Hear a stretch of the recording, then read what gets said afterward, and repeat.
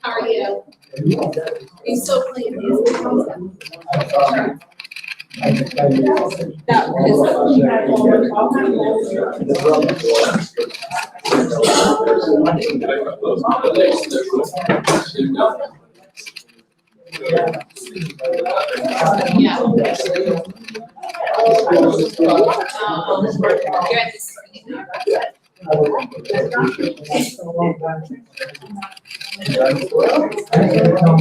So,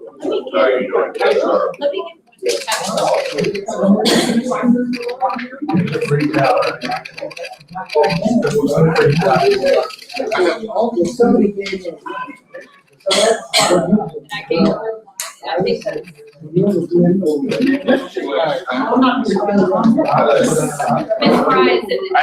know, but hey, you know, they're drinking, eat the next day.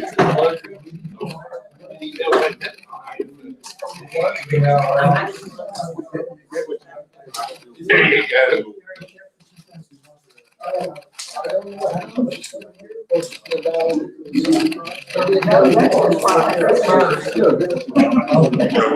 Christy, how are you?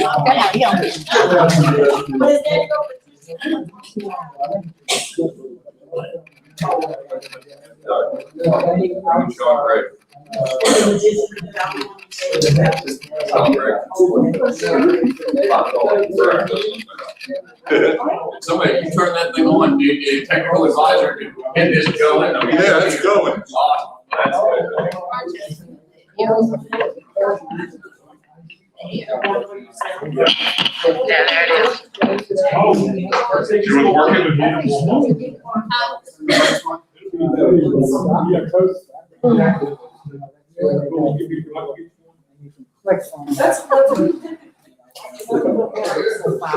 Amber's freezing up there.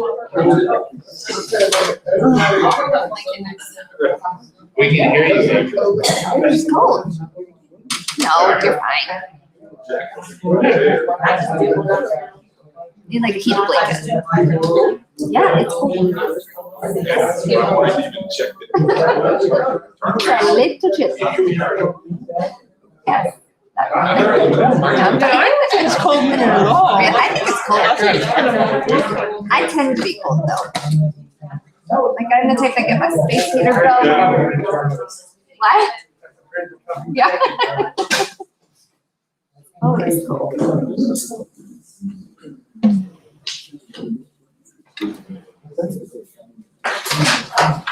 Oh, yes.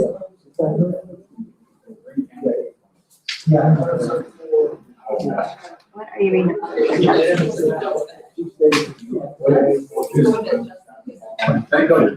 Oh, gosh. It's covered bridge.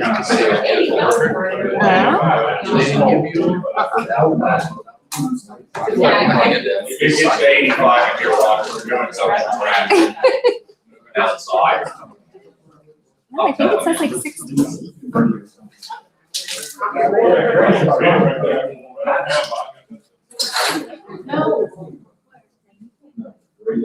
I'm the kind of kid that also likes it.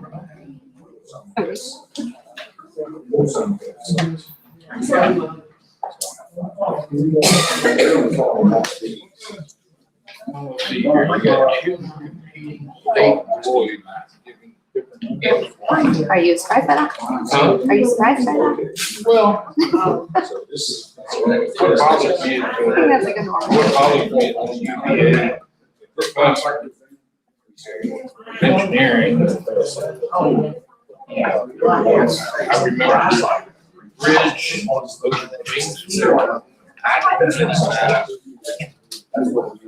Yes. They started building the bridge. Started building it. It didn't beat, right? It didn't beat, right? I've heard that, yeah.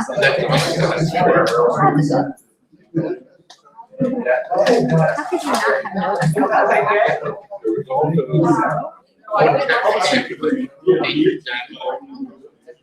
Back when I was there. The UVA grad had done that.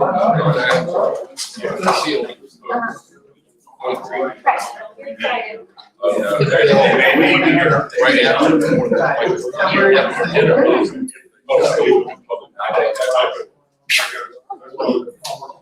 just did it.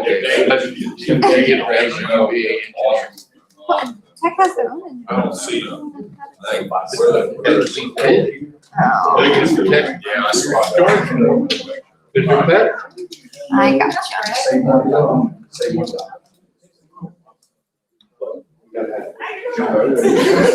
That's all we don't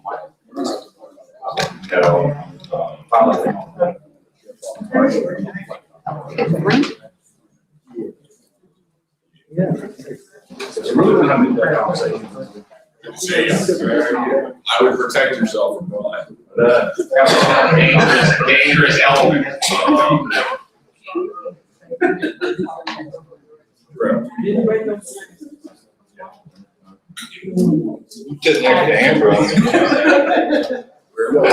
She's like so offended. I'm just full of it tonight. I'm concerned about racing. Sorry. It's actually No trouble over here. I have some Sonic mints. If you want a Sonic mint? Sonic mint. Most on Sonic. Yeah, every time you get like a drink from Sonic, they give you mint. Yeah. I can't put in spots again. So oh no. I'm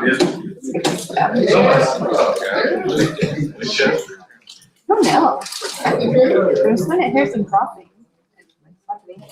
Like I'm not free. I usually stop on the way. Yeah. I like every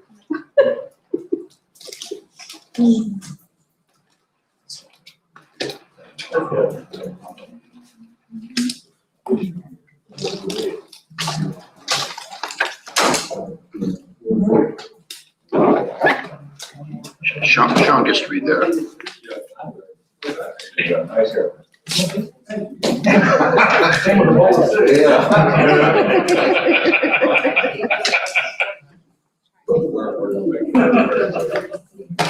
They refer to this in New York.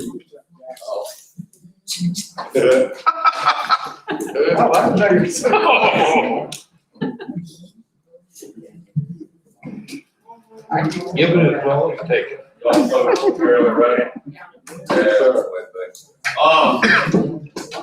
Like on board supervisor order, as always, let's start with pledge allegiance from the other side.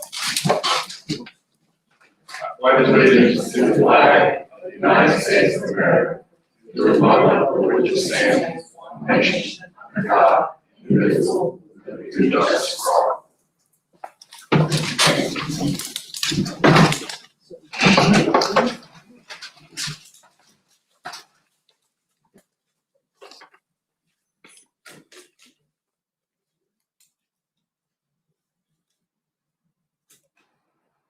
All right, thank you. We do have a form, we do need to adopt an agenda.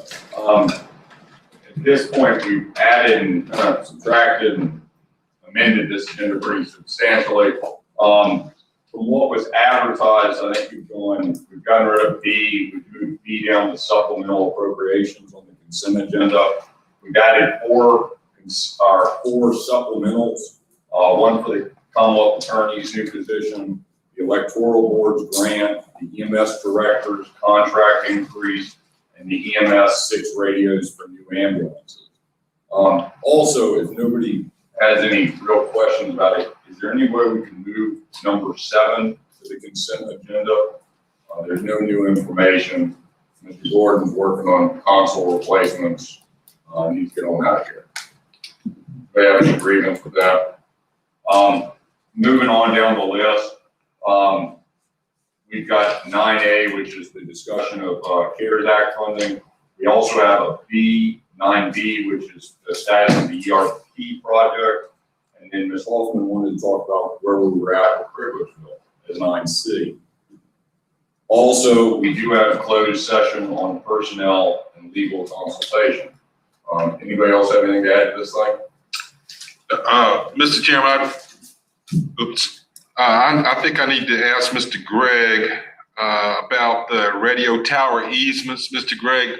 One of those easements in there, concern is, involves my kin, direct, close kin. So if we move it to consent agenda, or, Do not move it to the consent agenda for that reason. Just leave it separate and then you can. and I can abstain, so, okay. We put it as a separate consent item and, or a separate item, and we'll call it, let's call the safety tower deal, 4C. All right. Work for everybody, Yeah. and then we can separate the vote on that. All right. Get Mr. Gordon out here and then get back to work. Anybody else have anything to add? All right. Mr. Chairman, go ahead. I move to accept the agenda as amended. Motion made and seconded. Further discussion?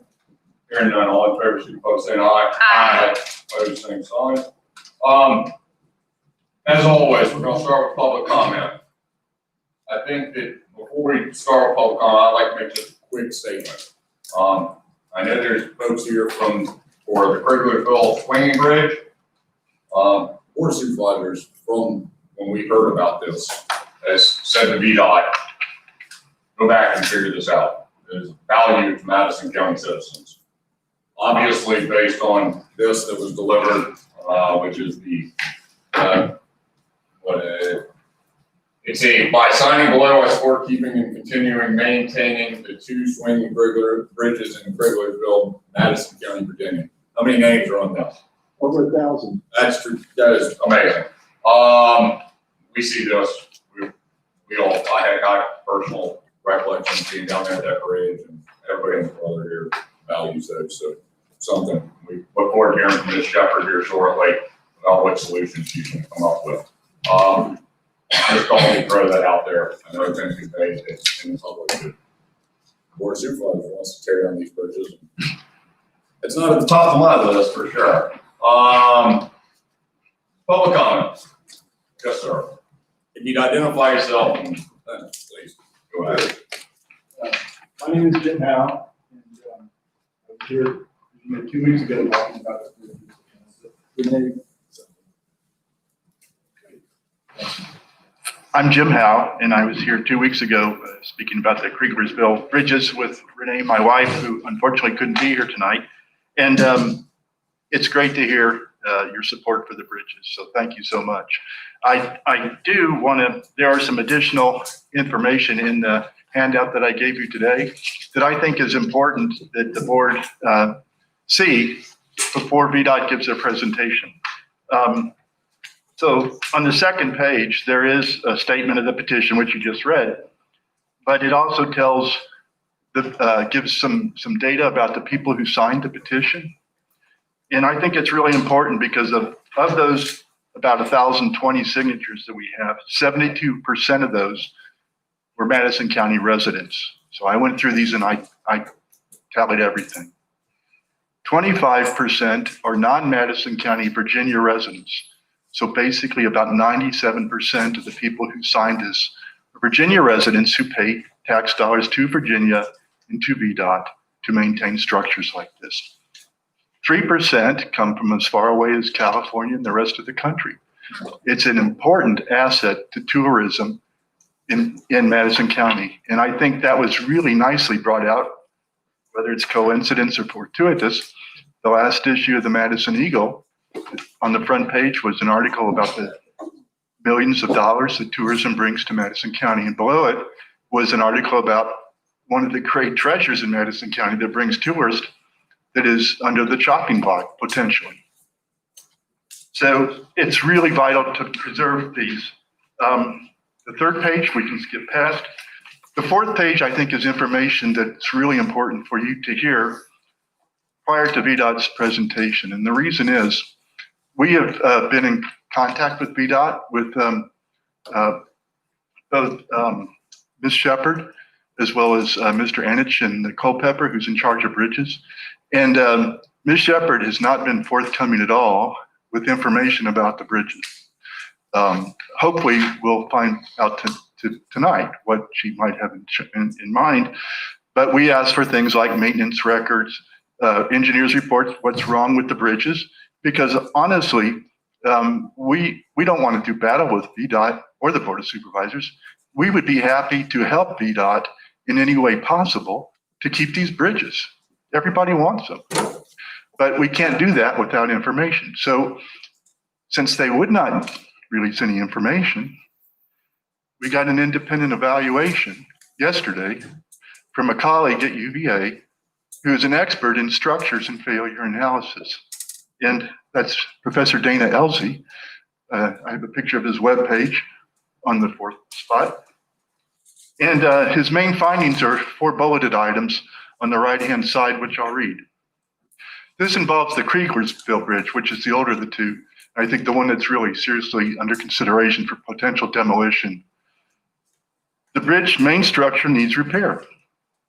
There is significant rust at the bases of the 2 vertical supports and broken strands in some of the support cables. There is no imminent danger of failure. The vertical supports are in good shape and held in compression by the anchor cables, which are static and largely intact. Deterioration of the bridge will continue if these issues are not fixed, eventually making it unsafe.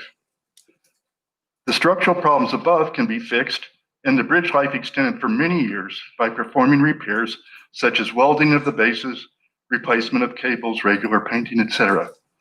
Now, a 5th item that I didn't have from Professor Elsie in time for this is I asked him if he could give me a cost estimate on repairing the bridge.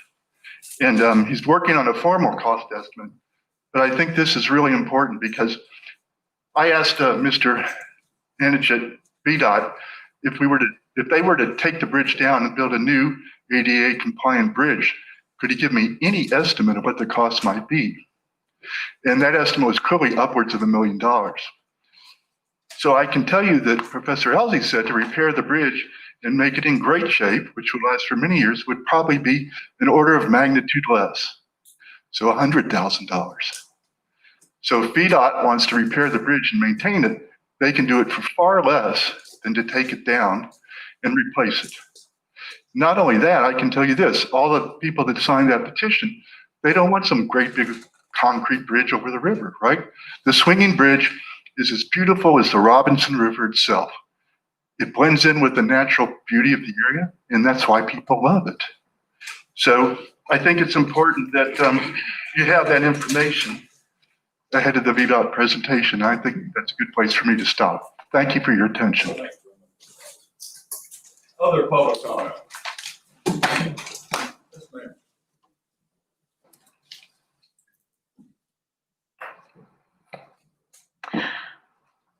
My name is Bonnie Dixon, and can you hear me with the mask? Okay. And I feel responsibility for making a statement now because the strip of land at the end of the bridge belongs to is part of the property that we own. We have 17 acres and it's parcel 2991. And there is a narrow strip of land that extends down to the bridge, which we've never actually cleared, but is very important to access to the property. If you were ever to build another structure on the uphill area, the access to the house we live in, which is here, would be very awkward to getting into this back part of the land. And although we've never cleared it and used it for access, it's important to me to remain part of and parcel of this land for anyone who owns it in the future. We've been paying taxes on that strip as 2191A with no actual acreage specified, probably because it may vary depending on high water, and I have never really seen a flooding problem down there. However, I am looking at it now in a different way and thinking I would really like to make it an attractive park-like area near the bridge.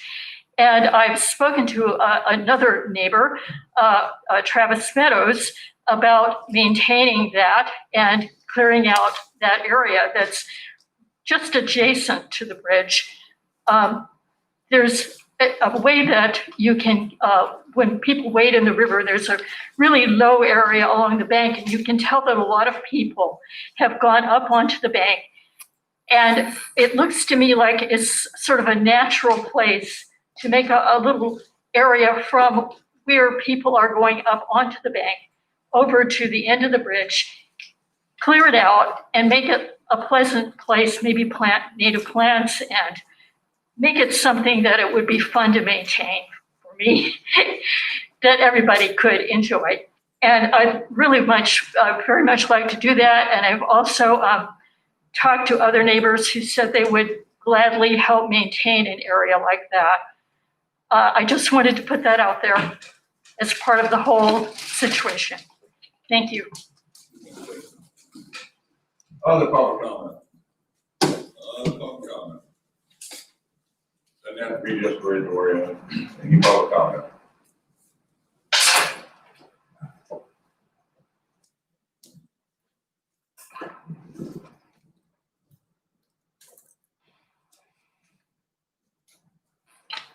Totally different matter here. Hi, my name is Linda Warnick. I live at 159 Shop Road. We're here regarding the letter we received from Brian Gordon concerning our street address for the 911.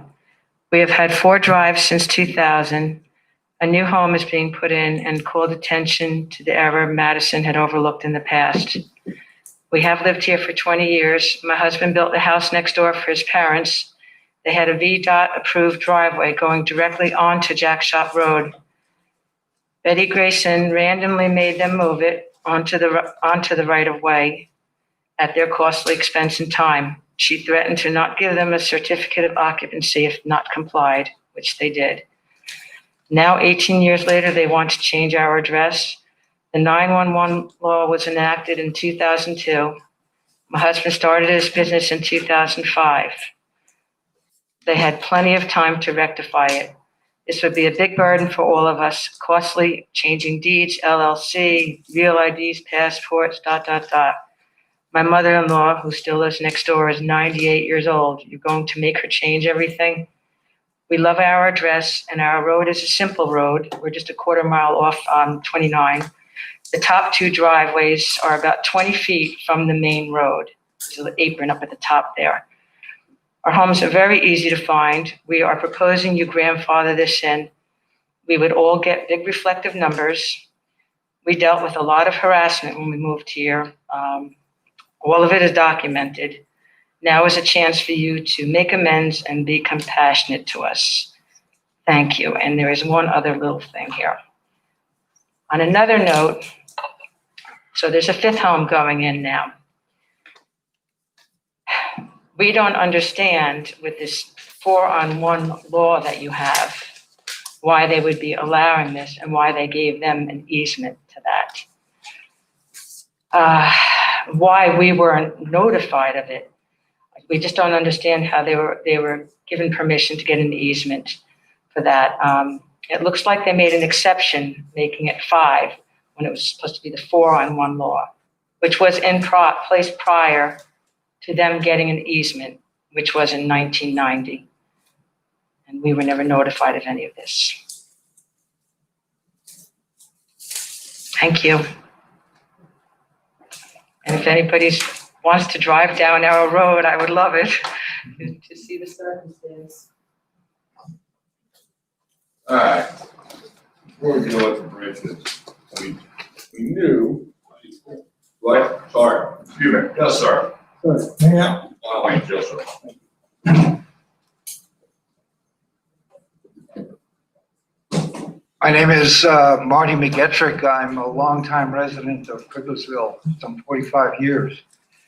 And I don't mean to be repetitive, but I did send a letter to the board in support of maintaining the Kriegersville Bridge. Because my recollection is, I'm not sure where I got this information, was that one of the main functions of that bridge was to provide safe passage during high water.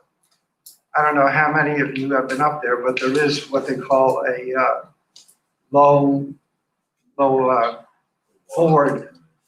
And I can tell you this year, many times the water's been high. And so, as I point out in my letter, there's a safety issue here as well. Keeping in mind that local people know about the force of Robinson, but out of town people don't. We've had a number of tragedies in the years that I've lived there, people who just made a wrong choice. And by eliminating the bridge or not maintaining it, and keeping it closed, I think you raise the risk, once again, of something untoward happening there. So that is in my letter, and but I just wanted to bring that up. Also, at some point, maybe not in this meeting, I'm a lawyer, but I don't fully understand the decision-making process on this issue. I don't know who makes the final call. I realize that VDOT has made this proposal to the board, and they're going to make I guess this is a formal report tonight. And I assume there'll be like an open meeting at some point for discussion of it. But I don't know what happens after that.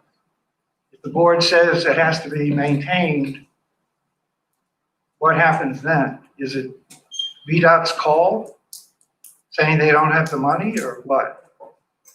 I don't know. And you don't have to get into that now, but at some point, I think, I know I would like to know, and I assume others who have an interest in this decision would like to know as well. Thank you. I'm ready to move on to that. It's ultimately VDOT's determination. If VDOT determines it does not want to support it, then it's all. It's VDOT's ultimate determination. But if VDOT does not want to support it, then it falls to us, and we have to figure out something to do. Who pays for it then?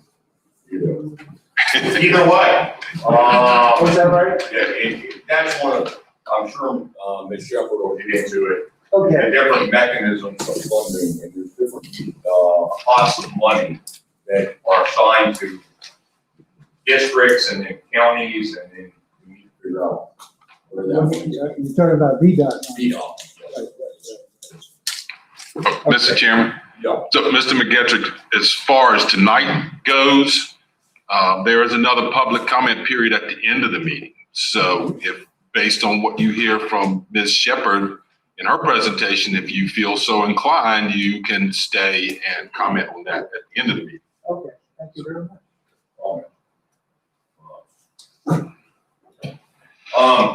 Y'all want to take up the board, I'll apologize, Ms. Wardy? Is that right?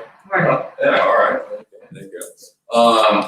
Brian, Larry, you all got any comment on this? I'll just say from a subdivision standpoint, this subdivision was created a long time ago. I've talked to her, really nice conversation morning about what's going on. The big, as far as the building on the lot, that lot's in existence. It's on a level right away. Talks about easement. They have easements to use the property. They came and got built on it. To me, a much bigger sort of violation of property rights, specify that legally create a lot. In 30 years, they can't build them. It needs to be a lot size now. And they changed the driveway where her mother lived a few years ago. I don't totally understand. 2000. It was on Jack Shop's. Jack Shop, now it's on the right of way. don't really know all the reason behind that. I mean, it's 20 feet. I don't think it really is a problem. It does bring the 5 and 1. Again, to me, it didn't change the person's right to build a house on the lot. Once there's 5 people on their 5 addresses, like the foundation survey, then go to Brian, come and do address. And I do realize there's probably, I don't know if he has any flexibility. I know there's probably some rules and state codes that require it to be done. Inconvenience, but for some reason, right, I've talked to her extensively. You know, if there's an issue with 5 people being on that driveway being moved, we want to move that driveway back. You guys think it's okay? We can move that back. But I think it's probably okay as it is. So, Brian, do you have anything? Well, that road was supposed to be named in 2002 when I went on the street. There was 4 on the den, and this one is mother-in-law built, and they made that driveway on the main drive. It should have been named then. I talked to my predecessor about it. The company that we were using back then, NSAG, failed to do that. For whatever reason, when it came to my desk now, when the 5th house was built, we realized what was going on, where it took me 10 to fix, based on county code. I've got a real dumb question. Why did we make them move the driveway? Yeah, that I don't know. What was that, John? Was that 2002 or something like that?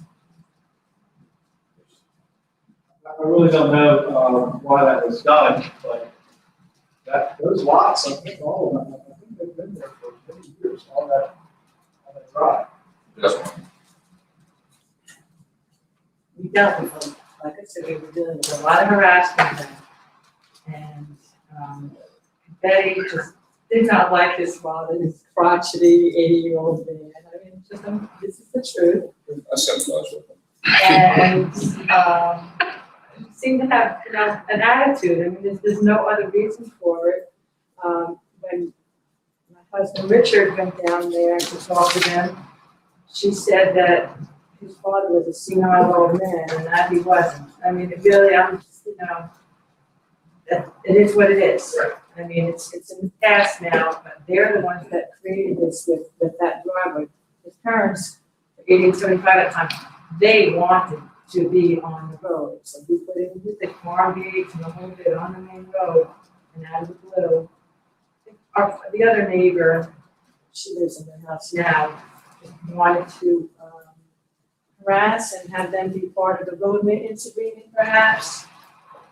But they didn't want to be part of the Chateau Place things. All right, well, that's another dumb question to talk about. If they wanted to move their entrance back to the other side off Jack Shop, would that still force them to name the road or not? At this point, yes, because that 4th house is being built. And even if you moved it back, you still have 4 houses on that main drive. I took pictures out there, and the 2 driveways that are first accessed off that main drive are about 20 feet in. It's really hard for me to say that entrance comes out of Jack Shop. We can't really see the picture. It's dark. Great day. Always. Thanks, sir. Maybe the other ones too. There you go. Now we go. All right, so the top left picture is a picture looking straight in. This lawn is actually here as well. That one on the right is in her drive. And then if you scroll down a little bit, the last picture there is Miss Lawrence's mother-in-law between the 2 white fence posts. There are a lot of roads in Madison County we've named that would make an exception for this for opening ourselves up. And I understand where they're coming from. I had a really long several conversations this morning, and I understand exactly where they're coming from. It is a difficult thing to do when we do this. I've done a bunch this year already. At the same time, I got to kind of follow code, and also from a responder standpoint, being consistent is the name of the game. Doesn't sound like it. Yeah, no, since we've got Brian and Noah and John all here, just help educate me. So right now we've got 159, 129, 160, whatever. We got 4 mailboxes, soon to be 5 mailboxes out at the driveway. So if Noah, if you got a call and said, show up at 159 Jack Shop Road, you would go out there and I guess your GIS would take you to that driveway. So what's the difference in having a new name going down when you're going in there than pulling in that 169 Jack Shop Road and then you see the different houses with their numbers on it? House numbers. There's what? House numbers. Is the important part. And the driveway too. In other words, if you see a bunch of mailboxes turn into a road, that really doesn't help us much more than a bunch of mailboxes. So if there's an address posted at the driveway entrances, that's key. That's utopia. That's what we And I can elaborate a little bit. If Jack Shop Road, 165 Jack Shop Road, theoretically means that house is 1.65 miles from the beginning. So if we name that road and it becomes 40 X Road, or whatever you call it, then it's theoretically 0.04 miles from the beginning of that one. So if you're responding to an idea, if it's 125, theoretically it's 1.125 miles.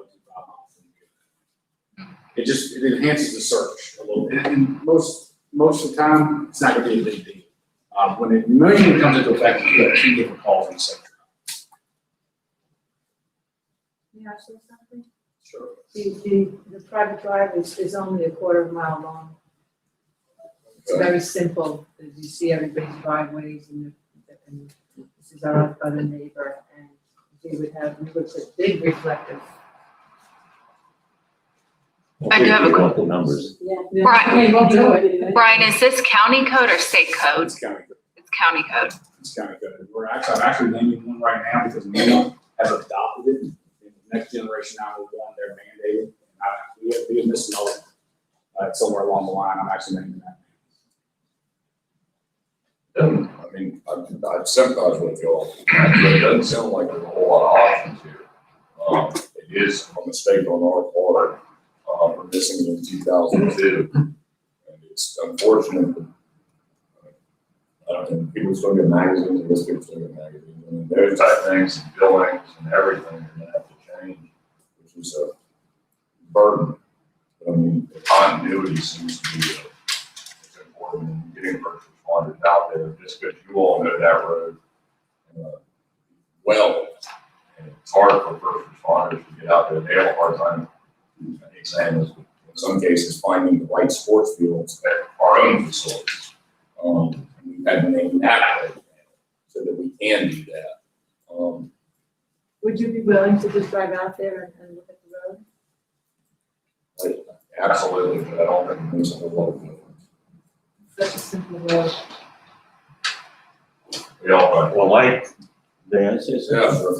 my concern, another concern that I think should be considered, the road terminates at our neighbor's driveway. There is no turnaround. It goes around a pond with a very steep bank to the outside. As far as liability goes, that becomes you make that a public road, there are gonna be a lot of curiosity seekers just headed down there to see what's down there. Does it make it a public road? It's named the private lines. And it says private lane on the sign. We can certainly do that because there are several others in the county that say that. Okay, one comes to mind is the bottom. I understand it's an inconvenience, but I don't think that. Well, it's more than an inconvenience, it's a big expense. Wills, deeds. Yeah. Deeds have to turn on the road. No. Deeds do not have to turn, but bills probably would. Licenses, everything. Having had the business now for 15 years, the amount of paperwork is. Anybody else got anything to say about that? No. All right, moving on.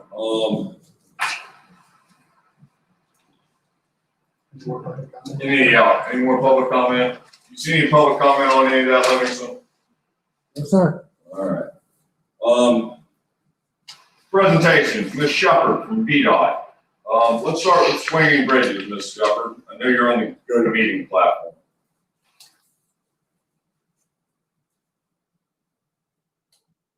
Ms. Shepherd, the floor is yours.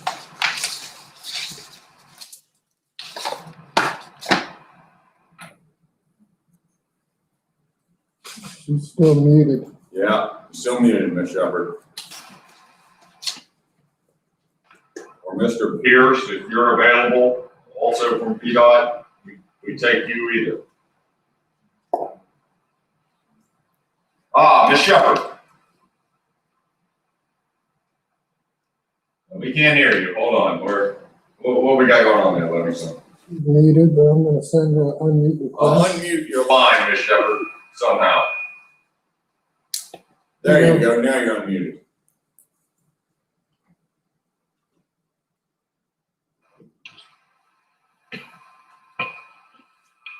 Go ahead. Yes, ma'am. Yeah, we got you.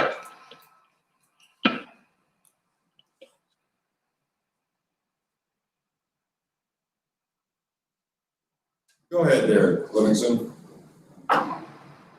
Or whoever's in charge of this. Do you have a presentation, Ms. Shepherd? You are now, you're All now right, presenting. hold on. We're not.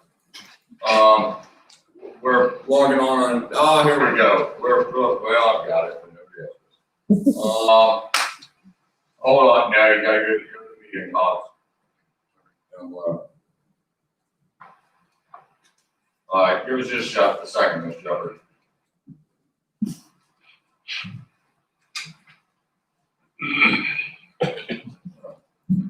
There you go.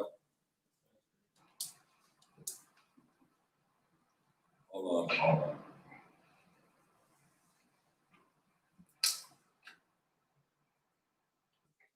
All right, Bruce. You just need to cut and paste it from that browser into Chrome.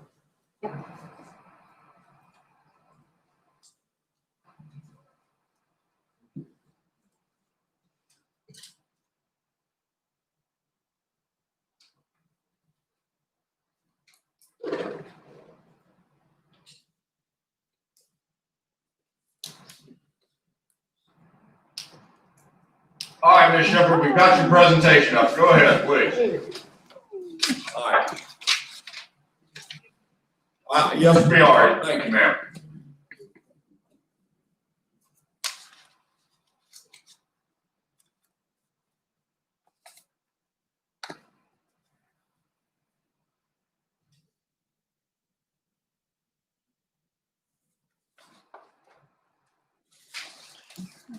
Can you turn it up, Libby? It's her mic. Can you get any louder on your end? Because I'm maxed out here. It's quite high, one of these microphones. Put it in front. Here you go. Yeah, there you go. Really? That wasn't that good an idea, but it was a good. Not in front of the speaker, that's not gonna help. Livingston. All right, Ms. Shepherd, go ahead. I'll try to come.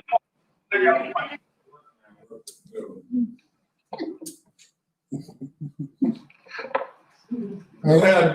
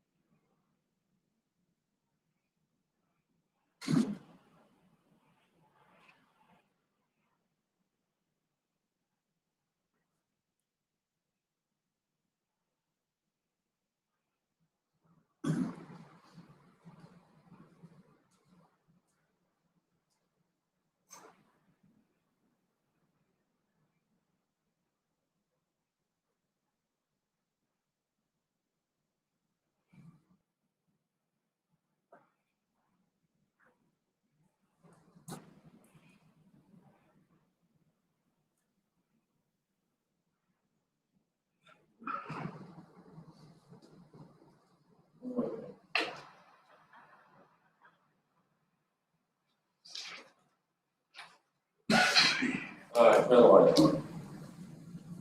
Thank you. Who would like to start with questions for Ms. Shepherd here? Well, yeah, I've got a couple. Yeah. Ms. Shepherd, this is Cardi Yao. I would like to see some maintenance records over the last 10 years or so. So with respect to 9004 one, so does VDOT plan to maintain that bridge, number one? And if both of these bridges had been routinely maintained, would we be in this situation?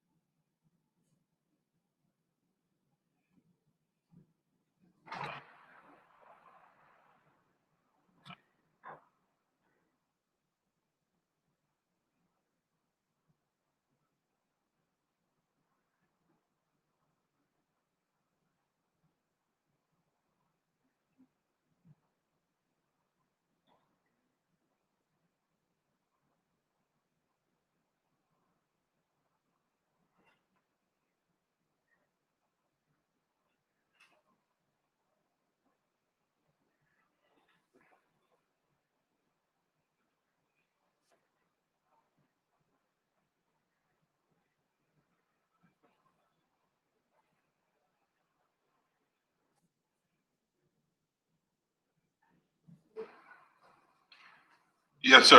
I just want to reiterate that, in my opinion, we have a unique tourist feature attraction here.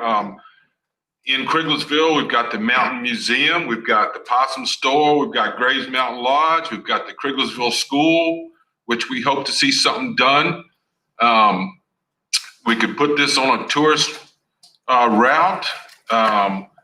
There is so many reasons why we need for VDOT to assist us in securing these bridges. And I would like to see some maintenance records. If routine maintenance is done, how did we get to closure? That's all I got to say.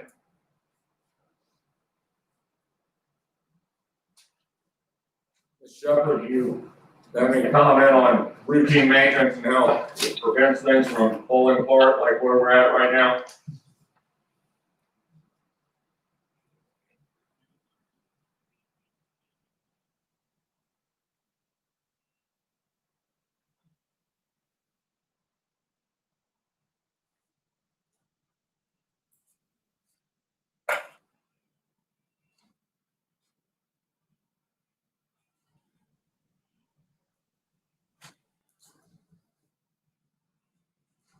Hobbs. Yes, I just want to make sure you're aware of the sense in the room here that I think we understand that maybe we can squeeze a few more years out with maintenance and all that, but at some point, the bridge or bridges have to be replaced, and that's fine. But in my experience, the next step would be to do some sort of better detailed engineering study, a preliminary engineering report level document, because we can't be applying for grants until we get good cost estimates and get a scope around what this would involve. Are there ways for VDOT to help with that, or are we on our own to figure that out?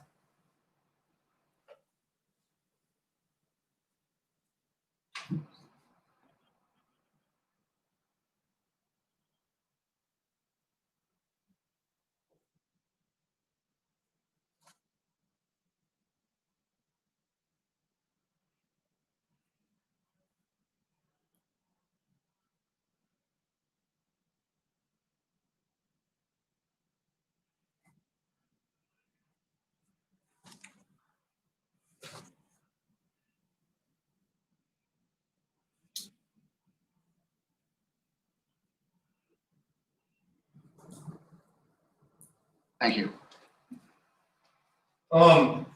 We have a petition, Ms. Shepherd, in front of us, the community, and this is probably just a portion of Madison County citizens that supports these bridges.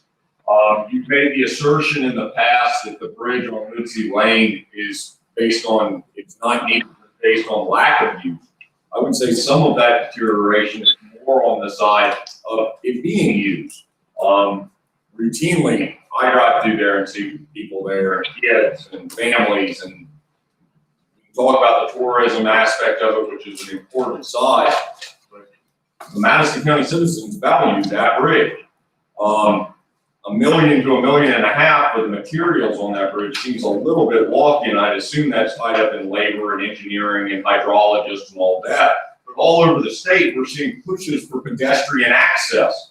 Madison has very limited pedestrian access, and this is one avenue that we have. I mean, is there not options out there where they're doing this up in Northern Virginia, putting in pedestrian stuff all over the place? VDOT has nothing to do with that funding of that stuff. That's all locality type of funding.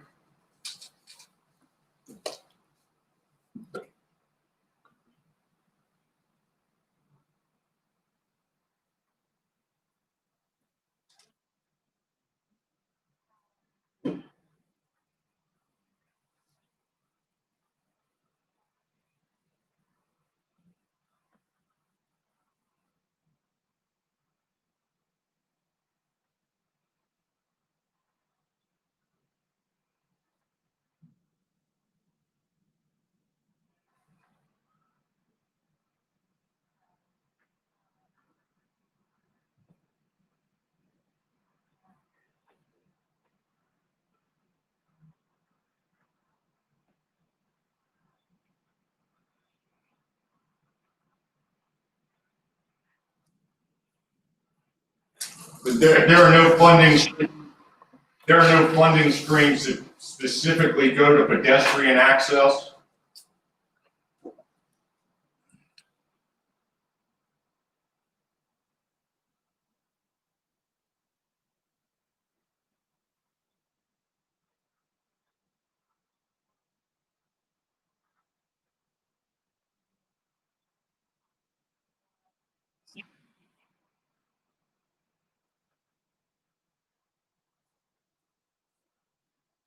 One more. Yeah, go ahead. Ms. Shepherd, Cardiel again. In our packet is, get something from the state code 33.2-325. I assume that came from you guys, certain school roads and secondary state highway system? Okay, so I'm reading that, looking at it like if we have children on the other side of the river that need to use that bridge to come over and catch a school bus in front of the Possum store, that's a factor?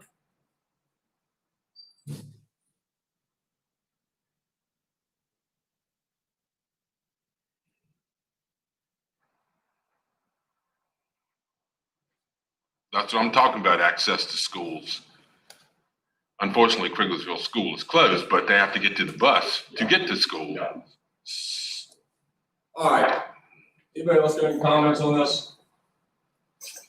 What steps, I think I can generally say that Madison County Board of Supervisors, with the citizens of Madison County, want to keep these bridges. We need to figure out funding streams and engineering sides of that, I guess. Where do we need to go and what do we need to do on our side to get this process going, Ms. Shepherd?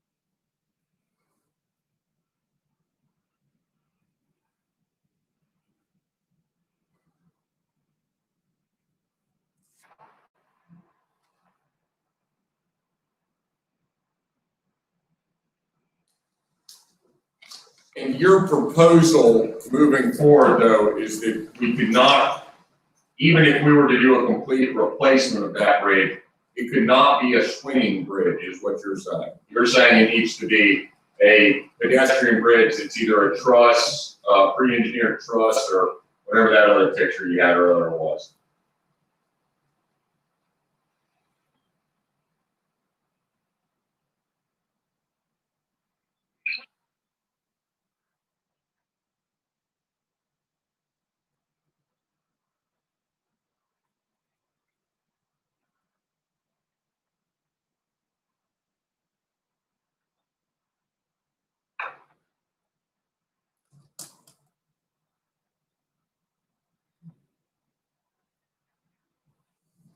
Bad table vendor.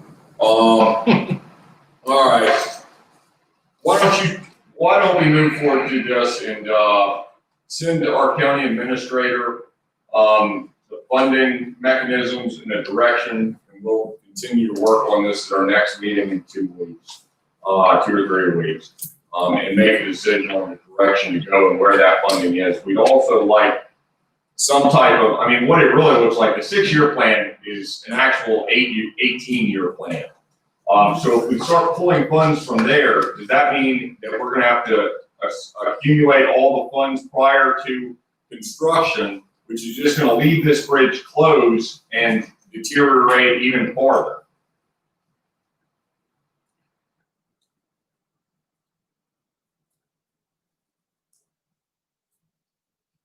You understand my question, Ms. Shepherd?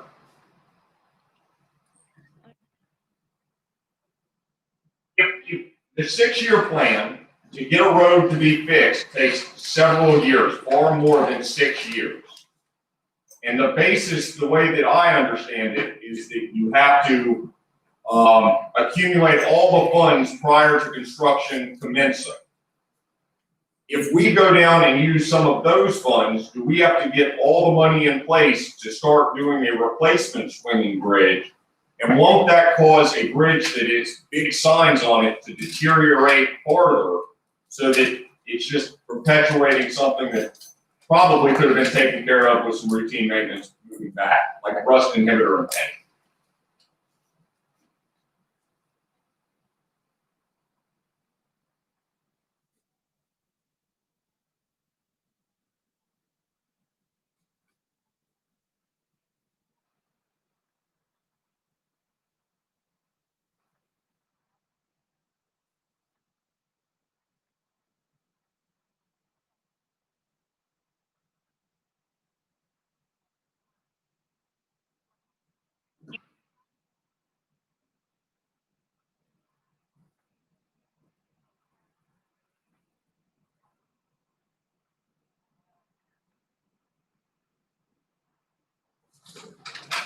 All right.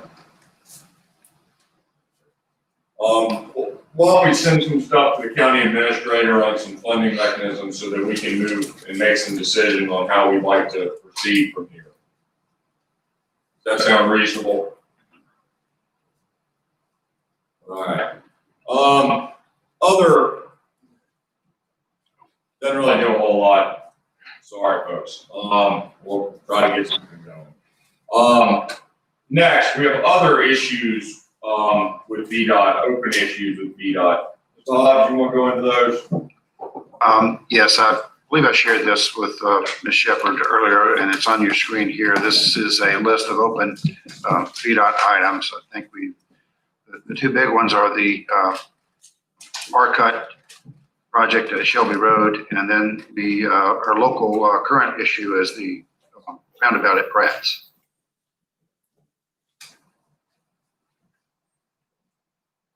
Gary, are we still on track with the Shelby Road R-Cut?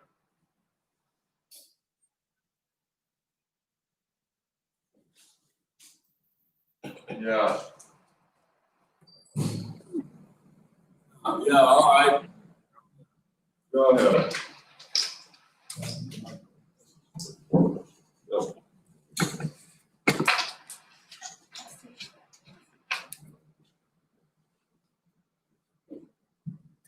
Yes, ma'am, please, proceed.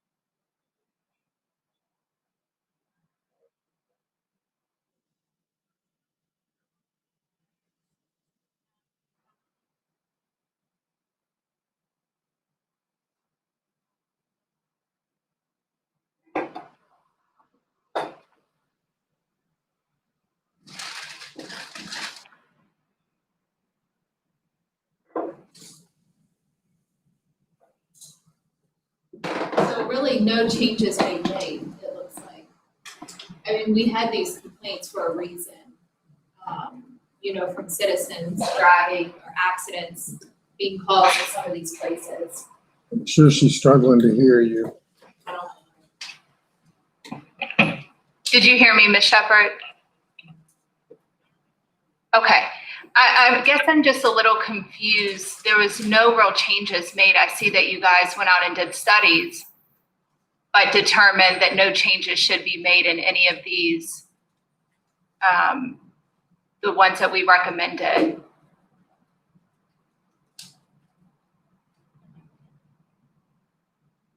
It looks like all of them. Yeah, all of them look like nothing. There's no recommendations. increase police enforcement.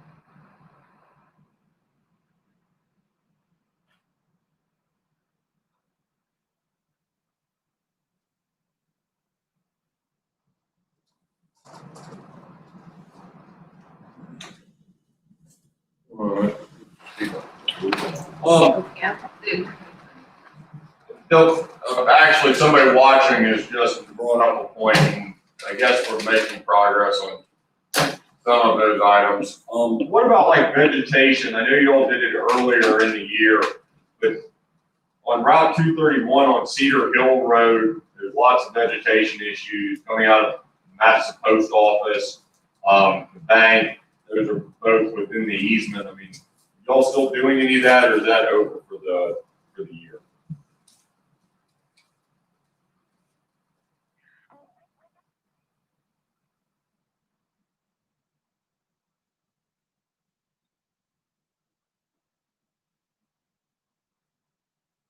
Cedar Hill Road.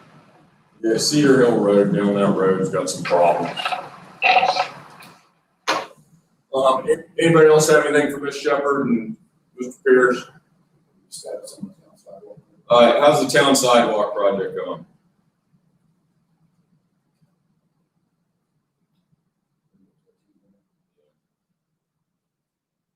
You hear that one, Ms. Shepherd? How's the town sidewalk project going with the grant that they're supposedly supposed to get?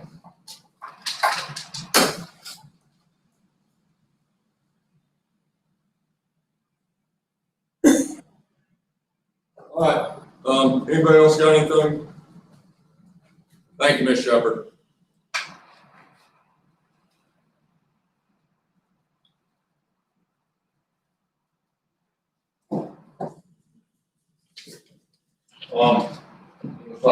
Follow up with her and see if you can get this show going up.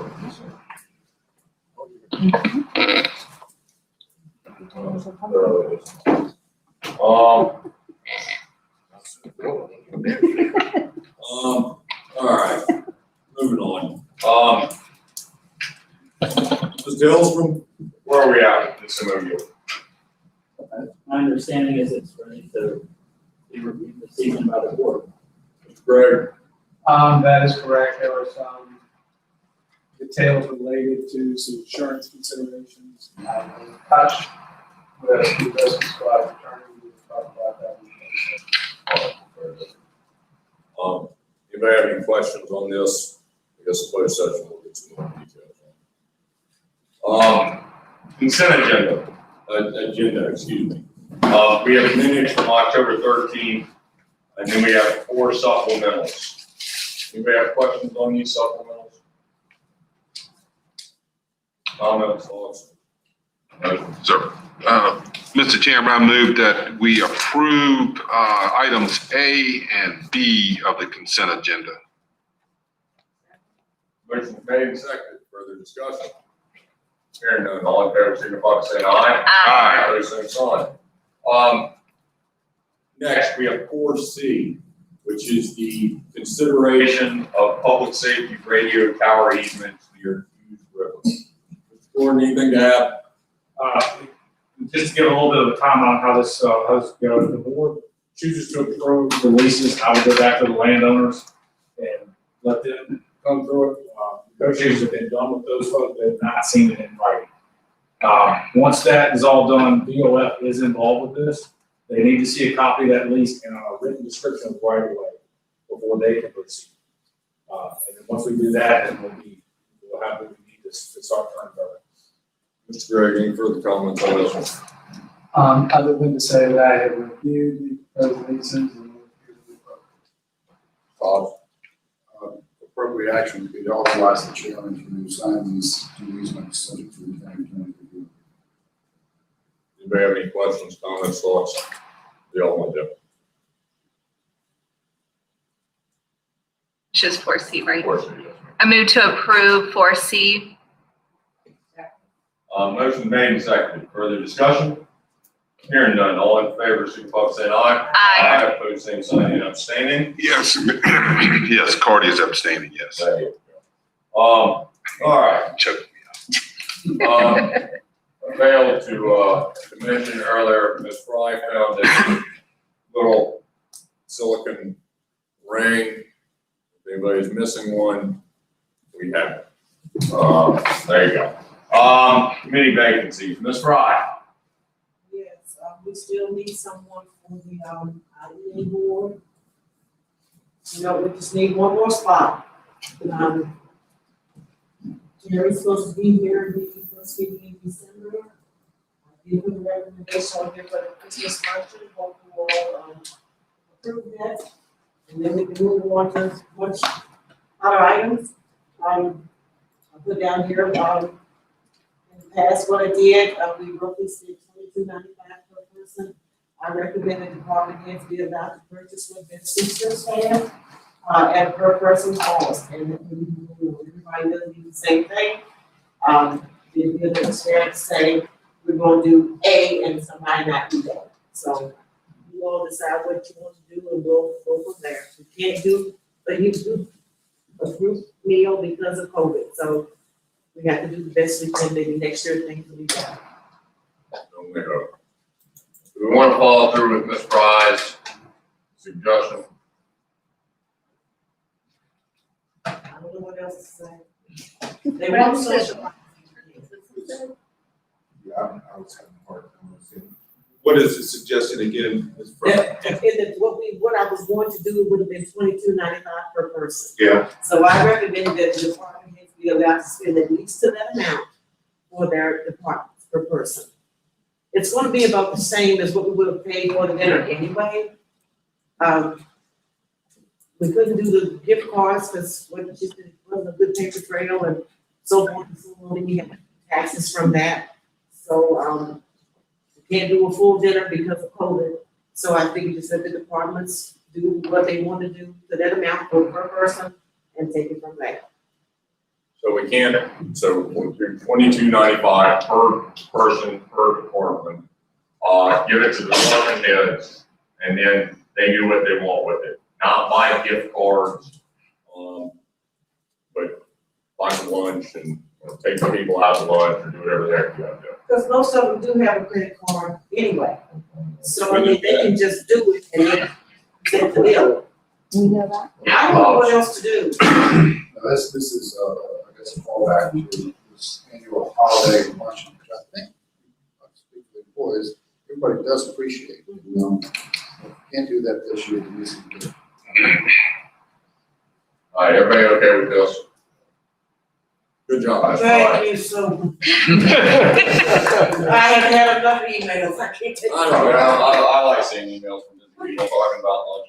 All right, moving on. I do apologize. Public hearing on the extension of continuity of government ordinance. Resolved. More about this would renew the board's ability to have these continuity of government meetings if necessary. This is in case the pandemic gets so bad that you cannot meet in person, this will this is as opposed to the emergency or the remote meeting ordinance practice where an individual board member could be not here.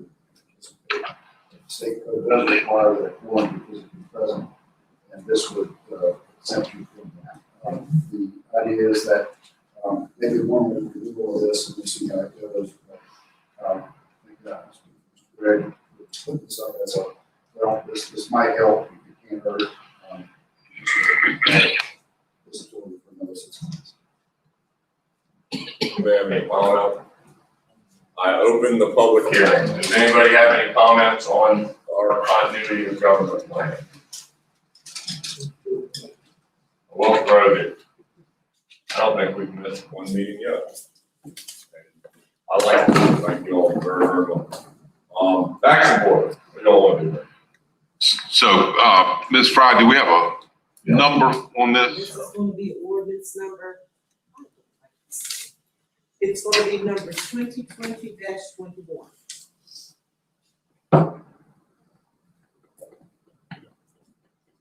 I think, Mr. Chairman, I move to approve ordinance 2020-21. Second. Motion made and seconded. Further discussion? Hearing none, all in favor, signify by saying aye. Aye. Opposed, same sign. All right, back to it. Ms. Love, how's the court doing?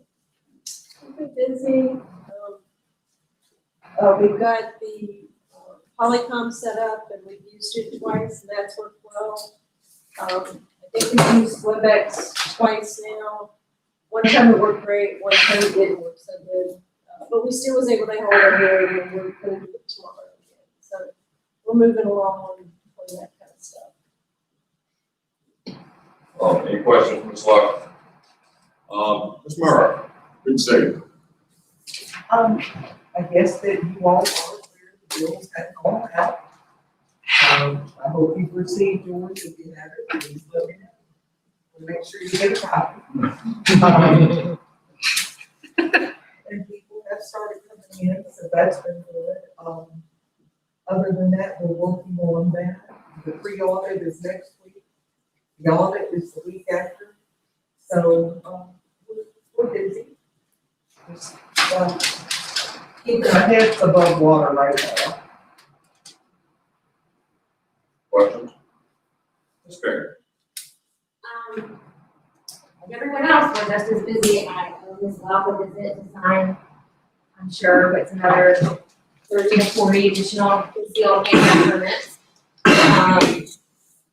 We have yet to be approved for jury trials. The bill that I mentioned last time did pass and will go into effect July 1st. I'm sure you've also seen the additional legislation that was passed, criminal justice reform. I've been working with the sheriff's office, and so we're going to do a training with them in mid-December. Hopefully, by that point, we will finish the special session, which is still going, and have an idea about what exactly those laws will be. Kevin and I are meeting with Mr. Goodlow. He's prepared an excellent study, I assume, on something with CBRJ, and we're gonna meet and go through that in a couple weeks, and then he'll be presenting that to the board at some point down the road, I assume. The sheriff's office is on track with their body worn cameras and dash cameras, and they hope to be up and running 1st of December, maybe a little early. So that's really going to be interesting and exciting, and to see how much time I spend watching videos. We've probably selected a case management software, so we've got to go through all those details. And then on a slightly different note, I've been approached by a few people about concerns about the election next week. And I just want to reassure the public that I've been in contact with the sheriff's office, with the registrar's office, and I am completely confident that they have any situation that may arise will be under control. We don't anticipate any situations. The people of Madison are generally very polite and respectful at the polls any day. And so we certainly have no reason to expect anything different on Tuesday, but in the incredibly unlikely event that something does happen, I feel confident that it will be handled appropriately. Question from Ms. Barry? Rick Kay? The animal shelter, or the public animal shelter, numbers are down, which is good. The animal control is following the front pickup. We recently filled the shelter manager position. to test or background check, so we can get back from the drug testing and all that, since all that clears. We'll go ahead and get ready here. I'll bring up again, present it to the board, for everyone here. Other than that, pretty much all I have. Are you glad to be out of the animal shelter business? Yes. There you go. Brian is there. Well, I'm disappointed. You could have got a job opportunity, Brian. What do you got, Brian? Same thing, we're staying busy, as Kathy said, bills went out, getting a lot of the personal property corrected or explained, different decisions. Land use is still coming back in, we got, that's due November 2nd, and all that back in, so we're using like these, so we advertise, get the word out on that. Other than that, we're staying busy. Ligon?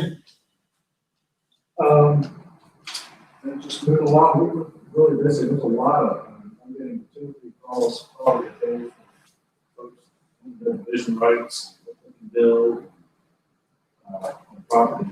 It's probably been that way for the last couple of months, really, solid. So it's kind of interesting, otherwise everything's moving along. Noah? We're staying busy as well. Happy to report we don't have any vacancies.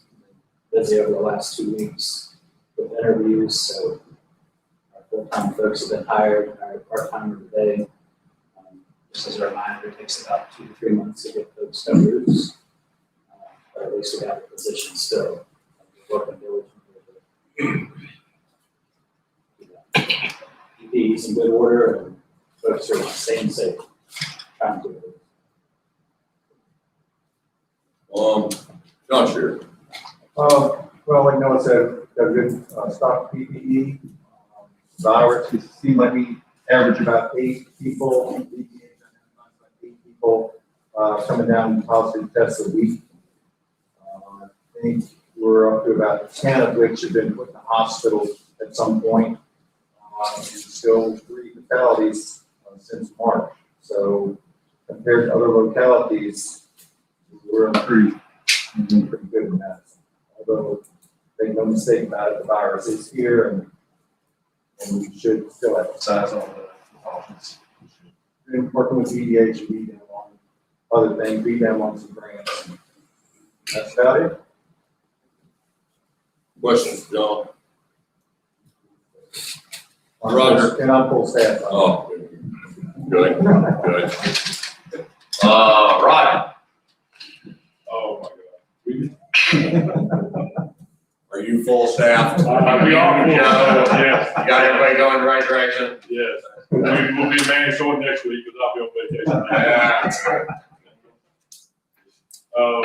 We're getting some, I've got all this, types of stuff, done in the courthouse, we finished that today. In bathrooms, some curtains for legal in the bath, what's good before, the rest in the courtroom. Doing some leaves and the Bolton's done and, where we're just trying to get some loose ends back. You ever catch a raccoon out back? You ever catch a raccoon out back? I see the trap is going. Ground, you catch him?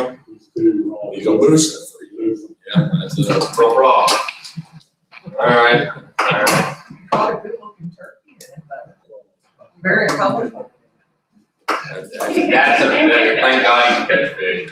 All right. Nick, excuse me, Mr. Fisher, tell me about what's going on with Plankman. Okay, special use permit, site plan and site plan application for CWS Tower in Uno, Virginia, along the Rapidan River. There's a public hearing on 4 November at 7 p.m. It's a joint hearing. Planning Commission's already had their workshop hearing. County will be able to hang out communications on that tower. And there's 2 very interested commercial users for that tower at this time. There are signs along 231, which announces the public hearing, which hopefully will alleviate, I didn't know about it. But I've had several phone calls asking what it was about, and I explained it. Hopefully that will help. The other thing we've done is we've approved the new bylaws for the Madison County Planning Commission. That's all I have to report. Good question from Mike. Mike Livingston. Speaking about the network for the sheriff's body cams, we put a network monitor on it so that we can watch the traffic, see how it does impact the county network, and if it does start to, I work with Charles and I are gonna be monitoring that. So we think that'll tell us whether that's gonna be a problem or not. I'm demoing a new ticketing system so that we can start having reports on the amount of trouble tickets that are coming in all day long from all over the place. So should be able to start providing those sort of numbers to everyone now instead of saying I'm busy. I'll just be able to show you what the type of problems that are going on with that.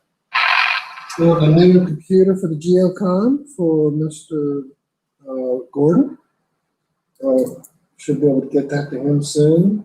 Also went over to Greene County with Brian, helped them carve out what they call a subnet address scheme so that we can link Greene County and Madison County to that new network they're trying to get up for the radios. ERP servers are going to start going in on Friday in E911 Center. There's more, but Like the ideas of tickets. That's a right way to do it. Yeah. I'm extremely busy right now. Be quiet. We're very short staffed, this is a very busy time of year for me. The audit, as Stephanie pointed out, is in 2 weeks, and I have a huge amount of work to do to get ready for that. I'm still trying to finalize the contracts on the ERP. There's still a significant amount of work to do related to finalizing CARES. And I'm missing a person in my department. And I have a part-time person right now, but I'm putting in a fair number of hours myself on that, in that area. I did, in case members don't know this, the advertisement for the new position went out on Friday. It's on the website. I think it's been advertised, so you can take a look at that. I think the goal is to have someone in place by the beginning of January. I do have pretty significant concerns that we vet the people that apply and make sure that we understand what their experience and qualifications are. And that may or may not be facilitated through a typical group style interview, or it may need to be augmented in some different ways, but we need to make sure whoever we hire can pretty much walk in and start working and doesn't need, months and months of training. All right. Questions for Joe? So you don't think we can get them in there by December 1st? I think it was advertised last Friday, so I think we need to advertise for a month. And I don't think we can. How long do you advertise? You're a bad example. 2 weeks? How long do you advertise for, Clarissa? I'm advertising for an extended period, but I probably could get someone in by the 16th if I needed to. What? Ads run. I think Okay. Oh, the ad's already out anyway. my concern about trying to bring someone in, I need to get the audit done Interfere with the audit. before I deal with a new person, and that the audit won't be done until 12/15. So you're talking about the last 2 weeks in December. And the ad is out. Okay. Get somebody good. It'd be great. All right. We're moving it forward up there. Tom's talked to us about the November November, December board meeting schedule? Yes, this happens every year where we have a whole series of holidays and our meetings seem to bump up against the holidays. And so I put this in front of you in the form of, I'm not sure we need 3 meetings in November and December to work on. So you might consider moving meeting times around so that we can reduce the number of meetings. The most troubling one is the December 22nd scheduled meeting. I'm not sure you want to have a meeting during Christmas week. If you do, that's fine. My suggestion is to have one meeting in December on the 15th, if you'd like. Similarly with the November schedule, the second meeting is on Thanksgiving week, and if the governor's given us 4 hours of leave time on Wednesday, so that might crimp some folks down, but this is up to the board. The other thing I would suggest is that if you want to have a retreat or goal setting session this year, it'd be good to be scheduling that now so we can work on meeting content, format, agenda, and so forth. All we do is on 10/24 and then the 8th of December, like we have scheduled. And then we'll cancel the 22nd meeting. Everybody's Christmas now. Be done with that. But I think that we've got a lot of stuff going on. Today on it's pretty good. The other one is on the 18th. The Planning Commission has a workshop. Is it something that we could 18th or the 16th? If we do our planning session to put some tasks together and goals for moving forward like we did last year. That'd be something we want to do. In November? November or December, I could have done To add a meeting. that. No, just do it prior, the planning commission meetings. Oh, to their, 6:30, okay. for their workshop, to be at 4:30 or something. Or maybe on the 2nd. On which day? December 2nd. December Do it on the 2nd, sure. Need more on the 2nd. That work for everybody? Work. Get it, knocked out, you got it. It's all Mr. Hobson's update on goals that we set previous year. Let's just do it on the 2nd, be here for. We got, how long y'all think it takes to do it? You can take an hour and a half to do it? Probably a couple hours. Let's try for it. Let's see, planning commissions, the joint meeting's at 7. Yeah, so if we can move 4. They start rolling in at 6:30. So I mean, if we can knock that in 2 hours, that's a bummer. Have a 30-minute break. I mean, hour break. You don't think there'll be people traveling an hour?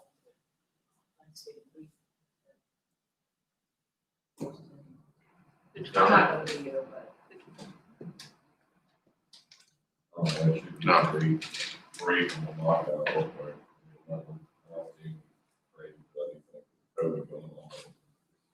All the IT stuff and Brian stuff and sure, Noah's got always something good, so I mean, we need to keep that going. Maybe see if we don't have very much to do real quick and get back out there. That's later. Yes, that's correct. That work for everybody? All right, let's plan for that.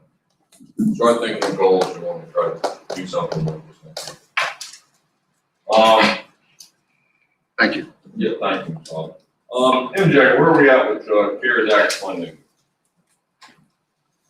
So I would like to point out that at the last meeting, the directions leading that meeting were that we didn't want to revisit this until the first meeting in November. So Yes. they were basically my marching orders between that meeting and this meeting. I was out sick for 3 days and I was on antibiotics and painkillers for part of last week. So, the ability of me to move this forward since the last meeting has been pretty limited. The biggest change right now is that the town has come back with a formal request of 17 17,200. Their prior request was for 4,700, so it represents basically a $12,500 increase in funding requests. My recommendation to the board is that you tentatively approve this, so that I can tell them to move forward with the items that they need to do procurement on, so that they can actually expend this money before the end of the year. I have been working through. I'm sorry. Okay, so if you recall, as of the end of the last meeting, there wasn't enough money to go around to pay. There's only $15,000 that was uncommitted. I've looked at the numbers some more. I've talked to department heads. We're trying to tighten up these numbers. In a couple of cases, the numbers have changed. In some cases, there's been a decision not to move forward with something because it was unfeasible. I think I can get another $20,000 maybe out of this number. But I mean, there's a $17,000 request on the table for the town. And the two open items that we haven't been able to resolve, and I don't really have an answer on it yet, is the request for the 4-H Center and the request from the Madison Learning Center that are related to operational support and not to a request to fund specific items. I don't have answers on them yet. I don't even know if there's going to be money to do it, so I haven't spent a lot of time, but the rationale for doing that with the CARES money it's not as clear to me. Sean can answer that, of how we go about doing that and how we do it for two organizations and not other organizations. But that's just because we didn't open this process up to other organizations to ask for that kind of money. So that's all I have on this. By November 7th, we should be closer. Next meeting. We should be closer to being screwed up. Yeah, well, I think my goal is to have for the discrete items that the county wants to buy. I want to have procurement done basically. The two biggest areas are going to be both facilities, both Rogers Department and NOAA have a need for basic supplies, $200 a year, $500. I think we've talked to both of them, and I think between the two of them, they can probably do everything that they need for somewhere between combined $20,000 and $25,000, which there's more than that in this budget, in the numbers right now. So I think but there's some other things that still have to come through the pipeline where there's been some differences between estimates and what was on the schedule last time. So All right. I just can't, I mean, the numbers move and they move every 2 days, and it's really not something, doing this once a month for you is probably what I would prefer to do rather than giving you an update every 2 weeks. Well, let's see where we're at in November 7th. This has been lots of verbal. I think 4-H and Learning Center, we've got all that kind of low list stuff, but we'll see where we go with that. The town though. You have seen the request? Yes, it's 17.2. Right. I'm looking at it. What have they spent $10,000 on? I have been in there. So I made it clear to them that they could make a request to you, give you a rationale for why it was CARES related. But the way the document would be written to them is they could spend up to, but they wouldn't get the money unless they could demonstrate to us that they had actually spent it. So we can say that we're giving them 17.2, but unless they can actually come up with invoices and commitments of that amount of money, they're not going to get it anyway. They don't have, I mean, obviously this work hasn't been done, and they didn't have hard quotes on some of the things they wanted to do. But my basic understanding is they want a security system. That's one of the things they want. They have IT where they want to make some other improvements, but I don't have any more information other than that. So no I justification. don't know. It's just a- Security system, is that a care deal? Well, I think the issue is that they haven't, they've kept their doors locked and they have this line out the door that extends into the parking lot. And they want to be able to see who's outside their building. I mean, that was the last thing that I had heard. Gosh, that's it. I think that that's. allowed in the door. I mean, we actually tried to do something like that in our building, didn't work. But Yeah. because when we had our door locked, because we couldn't see who was outside trying to get in. Is putting a security camera outside air, how does them operating a DMV make this work? 'Cause I don't see the DMV as part of town. I mean, I know they operate it. Yeah. But is that part of the town? The DMV didn't give out Yeah, any money, I that's know that they're having great, they're doing real well, opening less than 50% of their.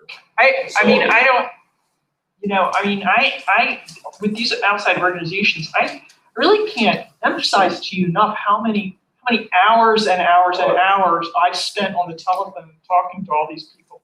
Trying to talk to them about what they can use and what they can't use. But I can't answer all of your questions. I don't know. I mean, I'm not here. My role has not been to audit these requests. I'll do a little digging on this one. I'll go down there and see Casey, see what the heck it is.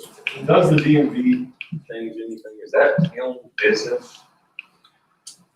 I think they're a contractor for DMV, but I think my understanding is the CARES Act money is meant to keep people separated. So if there's a way to talk to people with an intercom, you can see who's outside, they don't have to come face to face. That's the justification. But if they're using it for the DMV aspect of it, does that change it or not? I don't think so. It's still a public service. Yeah, I don't know. Let's check into the DMV rules and see what the heck that is. I'll do a little bit. So my understanding is that this town derives a lot of funding from running that DMV. So. Yeah. So, their meeting is next Thursday a week. Yeah. I mean, I don't have any problem supporting the town and bumping somebody like the Learning Center out if the town needs it. And I think we are tasked to, like, the schools were tasked with Woodbury Forest money. I think it's the same type of equation here in the town. I mean, that office is very, very, very small. And like we've said multiple times, it is very, very rare that you get billed for $10,000. It's not a 10,000. I don't think the bill was for $10,000. $10,000 for that allocation. I do have to say though, the problem is going to be is if you kick the decision to one more board meeting, I think the problem for them is going to be whatever they want to do, they're going to have a really limited period of time to go out and do it. That's why I kind of encourage you to try to make a decision about what you want to give to town. But they haven't given us this evening. a request, but you asked for supporting documentation. No, I don't, no.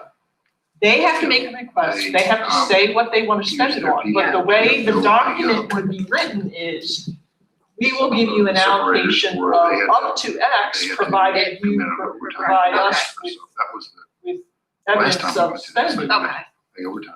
Yeah, and I made that very clear. I had a fairly long conversation with the town attorney last week, and I made it clear that just because we say we're going to give you something doesn't mean you're gonna get it if you don't spend it. Okay. You gotta prove to us you spent it. So, Yeah, I'm wondering how they're gonna justify the payroll expenses, but I mean, I know how I do it. So they had already provided us with some payroll dollars, and He and the town attorney specifically told me that they had been through all their payroll records and that they thought that they could substantiate these dollars. All right. Anybody want more justification of this document? I don't know what we. Y'all want to approve it for 17.2? That does include the 4,700 already, right? Yeah, I'm fine with that. Yeah, she's saying they're not gonna get it unless they No, I approve. agree, Yeah, I agree, so I we agree. can approve it, but it does We need to seem. make sure the rules are very well laid out for these folks. And we're not spending, we should, I think we should check in on the TV side of this. I want to approve the 17.2 for the town, or you want more justification? And do we need to do it tonight, or do we need to do it on the 7th? I think she said we need to do it. I don't, that's the thing that I get to do. I don't know if I go along with that. They're talking about putting on a security camera outside. They can certainly do that within 2 months. That is a very, very small space. They've got 2 months from November 7th on to do it, and they can already make plans. And not much. What y'all want to do? You want to do it tonight or not? I'm good with doing it tonight. That's just- All right. We all, somebody make a motion, give the council. I move to approve their request for not to exceed 17.2 CARES Act money. Second. Motion made and seconded. Further discussion? Hearing none, all in favor, signify by saying aye. Aye. Same sign. There you go. All right. DRT project, enjoy. So, okay, I have misplaced my funding now. So this wasn't really a discussion about, my intention at this board meeting was for you to do a capital budget appropriation for October to pay for what we still need in funding on the ERP system. Because if you recall, we have money allocated. Can we do that as part of this report? Don't we have? Well, I requested that it be on the agenda and I distributed via email and I also gave you all hard copy of the draft resolution. We do have it, another one there, you got it now. What would y'all like to do with this? I got this in one line. We are two budgets. Yes, we have additional money that's needed.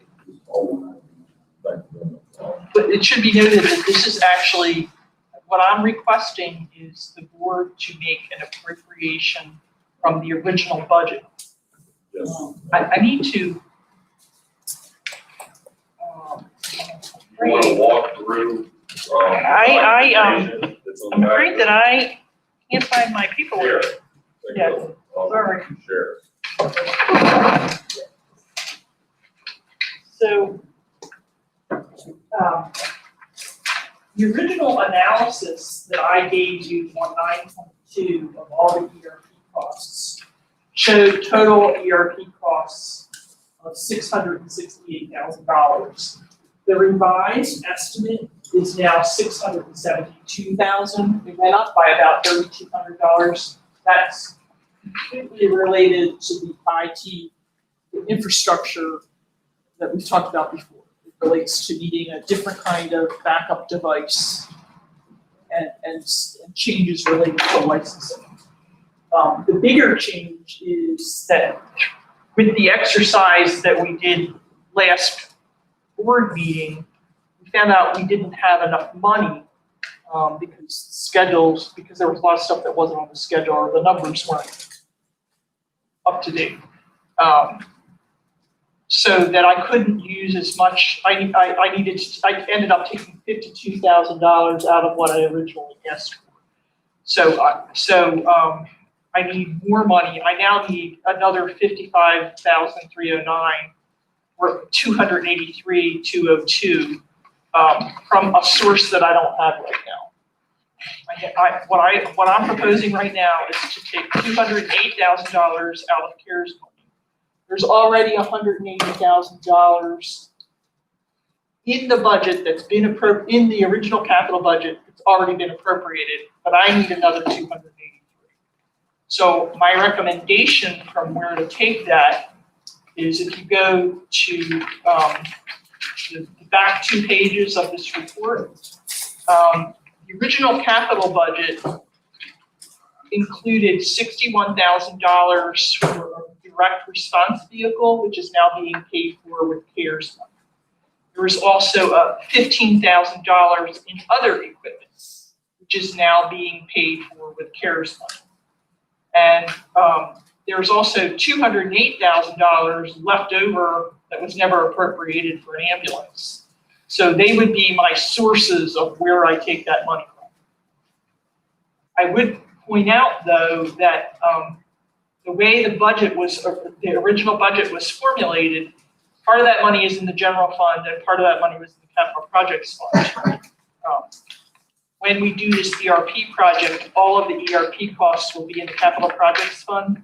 In order to move the money from the general fund to the capital projects fund, I actually need to do a supplemental. That's the rule.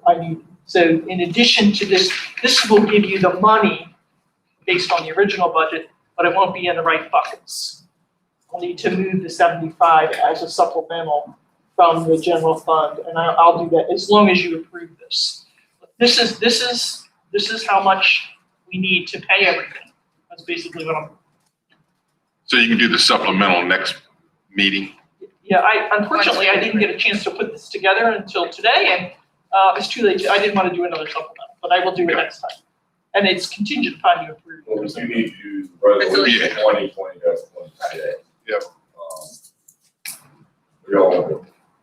Mr. Chairman, I move to approve resolution number 2020-26. Second. Motion made and seconded. Further discussion?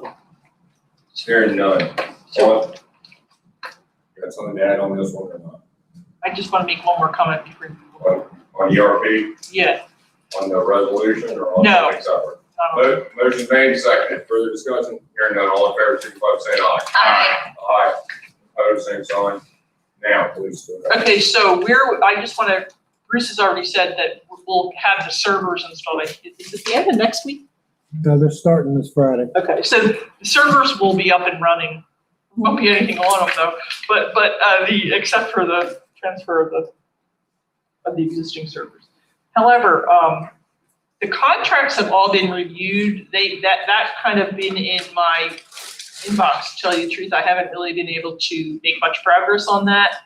I have gotten massive number of inquiries from all of our vendors, and I intend to work on that tomorrow. It's just a matter of how fast we can work through all the comments, get them resolved, and get the contract signed. Because my understanding right now is the contracts have been reviewed by Stephanie, by Brian, by me, by Cardi, and by Sean, and that Jack has indicated that he wants Sean to basically be the arbiter, is that the right word, or something, the final decision maker in terms of resolving open comments. So Actually, the idea was, as project manager, you wanted to take the lead on that and work on that out. Sean and I are in support mode for this. So if the legal issues, they're Sean's, but if it's a matter of negotiating contracts, getting those together, that's what I actually do. the contracts, there have been no changes from the contracts. Sean had some suggestions on changes to legal language changes. I think the two most substantive questions I've had are, were there rate changes with the IT contract? And no, not really. I think that there's a misunderstanding of the way the contract was written. And there's a potentially one question about, is there duplication related to something in the Tyler and the Laserfish contracts? And I think the answer is no. Right. But So- I can pursue that. So tomorrow, you plan on working on these, I assume. Amongst a lot of other things. Yes, ma'am. But I assume that from tomorrow, hopefully we can get them forwarded and finalized, style to John Gregg so we can review them and we can get ops to sign these things pretty prompt. Sean has indicated to me, I was talking to him about this, that he would like to, because he has a very busy work week next week, that he would like to see them by Saturday. So I don't see any, on my end, I don't see any problem with that. We are going to have to get, we have that, one of the contracts, the Laserfish contract, actually, it's based on quotes and it expires at the end of October. So if we can't get that one signed before Friday, then we need to get another quote from him. He's already told me that he wouldn't change it. Then we need to put the priority on Laserfish, get it to Sean first, so the ops can sign that. I'm sure Sean Gregg understands the importance of it. We get Laserfish knocked out first, and then any other contracts that are out there, we can kind of keep on going. Let's try to get them done this week. Does that work? Very good. Anything else on this? Good. Moving on. Ms. Hoffman, Cribblesville. We've been waiting for, many months, to see if we'll.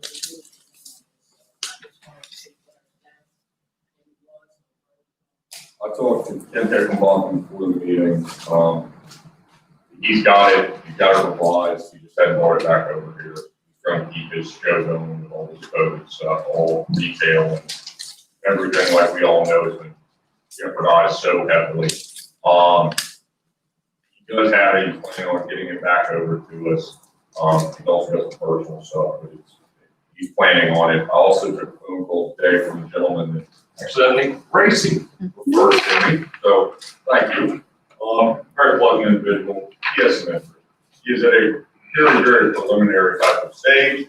We'll come back with the plan, email it to us, and we'll see where we go from there. Understand also Megan is talking to a European fellow. Accent. Oh, yes, and all kind of questions. I mean, it's not listed. It says a for sale sign out there. That is sign. Okay.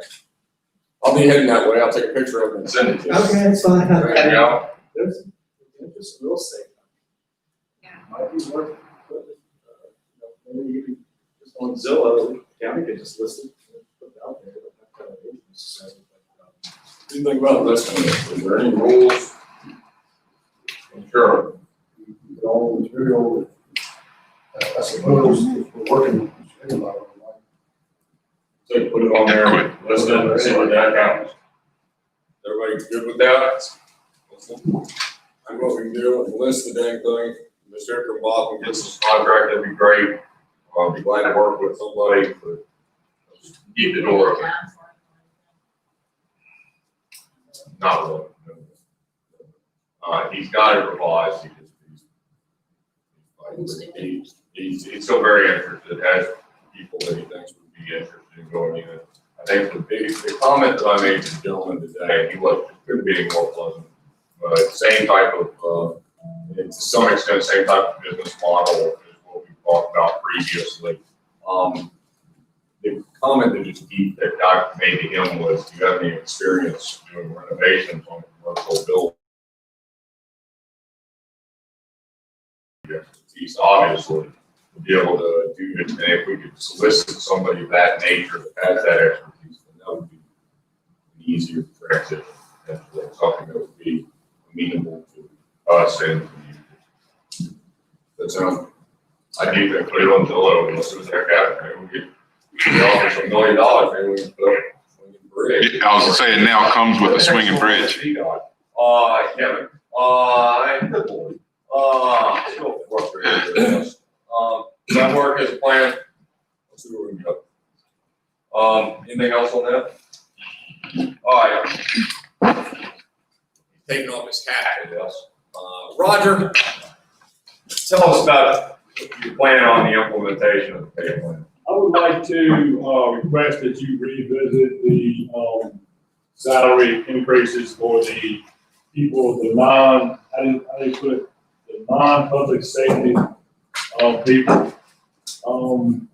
In my 15 years here, we've had probably 4 pay studies done with, this is the first one that we've actually got some results from for some people. But I just like you to revisit it and maybe possibly grant to those individuals that haven't gotten info this year. The total for the 2 months, the 2 remaining months would be $16,219.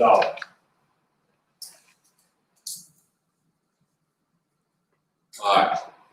Old brother, that says something. We're talking $16,219. We covered the majority of them. We had a plan. We were going to implement it prior to it the first fiscal year. We are talking about all these people have been coming into work continually since the start of COVID. We do talk about depression and workforce stuff, especially with people that are working during this. I think it's a good thing to do. I don't see 16,000 as an inhibitor on where we're at today. If we can make this act like we were the first, I think that'd be a good, decent thing. I don't disagree.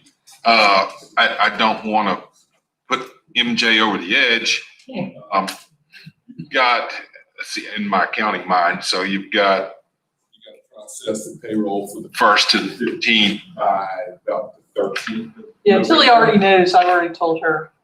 Okay, so it's gonna be Tilly, so this is I mean, doable for you? I can give her the numbers, but I already know what the numbers are. Okay. It's like, and the number that I gave Roger, that number, the 16, so I've already figured it out. But the one thing I would like to say, Mr. Berry, is that since my quote should understand, it's been taken out of context. My inflection when I said that, my intention was, I think the rest of the employees will understand, as opposed to they must understand. And I think if you go back and look at that, you'll see that I said, I think they should understand. It's not, you know what I'm saying? My inflection was not that they must understand, and that's it. Okay, I just want to hit that out. That sounds more like me. But you confused me now by using inflection. No, I think in the start of all this COVID stuff, I mean, nobody knew how this was all going to shake out and revenue. CARES money has actually worked in our favor in a lot of ways, and it would cover a lot of anticipated costs that does pertain to COVID-19 and our accelerated format for addressing those. But now we've gotten to a point where I guess everybody's gotten used to the new normal, which hopefully will be going away soon. Doing something like this now would be I think we all voted the same way, and I think it was probably the right thing at the time. Here we are today, and do something to move on. Any problem with it? Anybody got anything?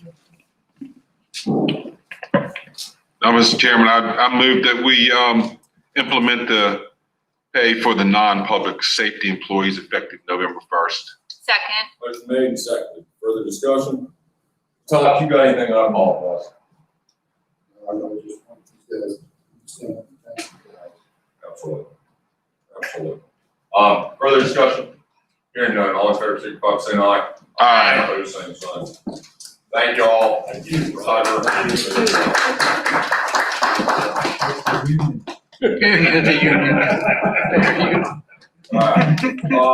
that part of the 2295? Just kidding. I didn't hear that in question. All right. Moving on. The emergency operations plan, Mr. Chair. Someone to see this.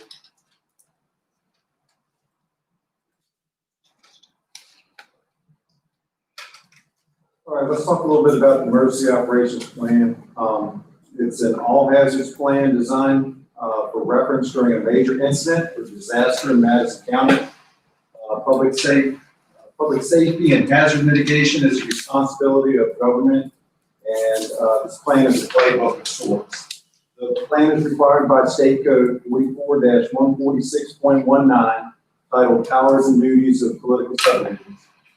This code requires a comprehensive review and revision that shall be conducted every 4 years and shall be adopted by the locality's governing body. I've updated the plan to reflect the county's relationship with the volunteer rescue squad and the changing sheltering practices, along with routine names and phone number changes to go along. We've attempted to make the documents as user friendly and as possible with help from VDEV planners. The document consists of a basic plan that addresses responsibilities and the chain of command. It further breaks down into emergency support functions, or what we call ESF. Depending on the type of incident or the severity of the disaster, the individual support functions will come into play. My suggestion is that each of you have access electronically to the plan, and a certain number of hard copies be available. I guess this has to be a resolution approved by the board every 4 years for state code. I asked Mr. Hobbs to give you folks a copy of it early. It's fairly lengthy. Not the most interesting reading you'll ever read, but it's 388 pages. But a state code needs to be adopted by you folks. I think we have questions for John. This has been a very small amount of work for John. Get it 20, 30 minutes. I just knocked right out. And Noah, like I said, he's the whiz with this stuff. So thank y'all for your hard work. You do have a resolution number 2020. What is the actual number mean that's for us? 2027. Bob, you got anything on this? No, so this is required. This is an update from previous document to all of our network involved in keeping up with just phone numbers and changing gas to support them. Certainly recommend this. All right, what's the pleasure of the board? Mr. Chairman, I move to approve resolution number 2020-27. Motion made and seconded. Further discussion? What? Somebody second. Ms. Hall. Ms. Hall. Motion made and seconded. Further discussion? Hearing none. All in favor, signify by saying aye. Aye. Those same signs. Thank John, Noah, all the other people here. All right, disposition of the American Legion property on Kirk Road. The American Legion came to Parks and Rec. They've asked if they can get their property back. In the terms of sale in the deed, it does revert back if they don't use it.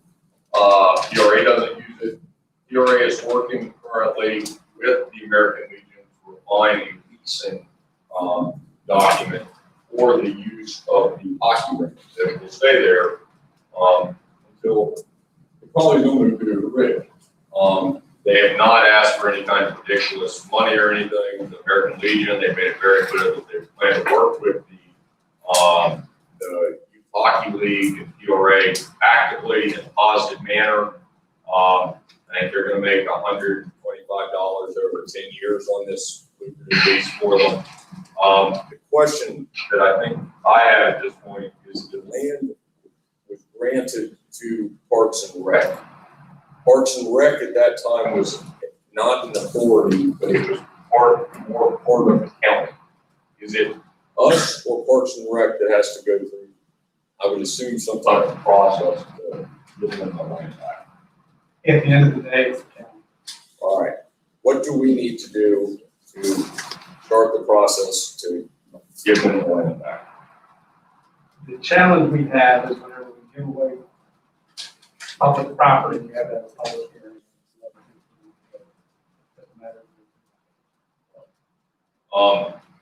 At PRA's meeting last Monday, they're going to come back to the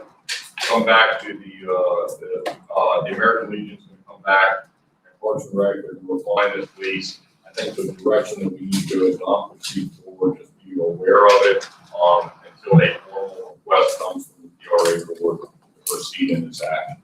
Is that correct? I believe so. And I spoke to Mr. Furrier about this.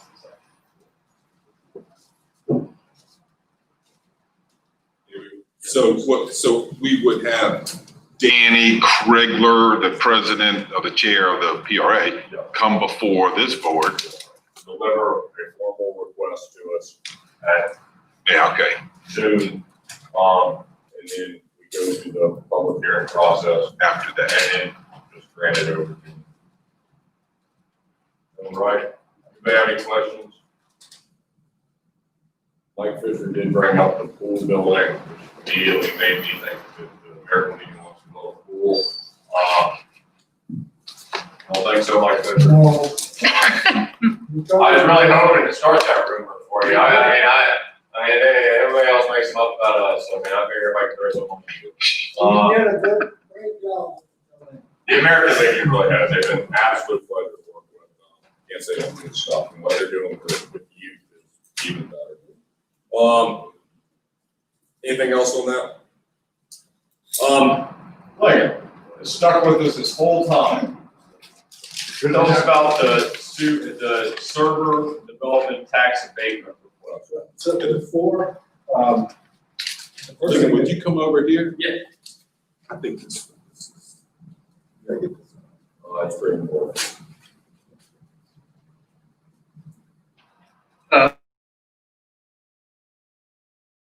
Happen is Ms. Serber needs to apply for the application deadline is in March.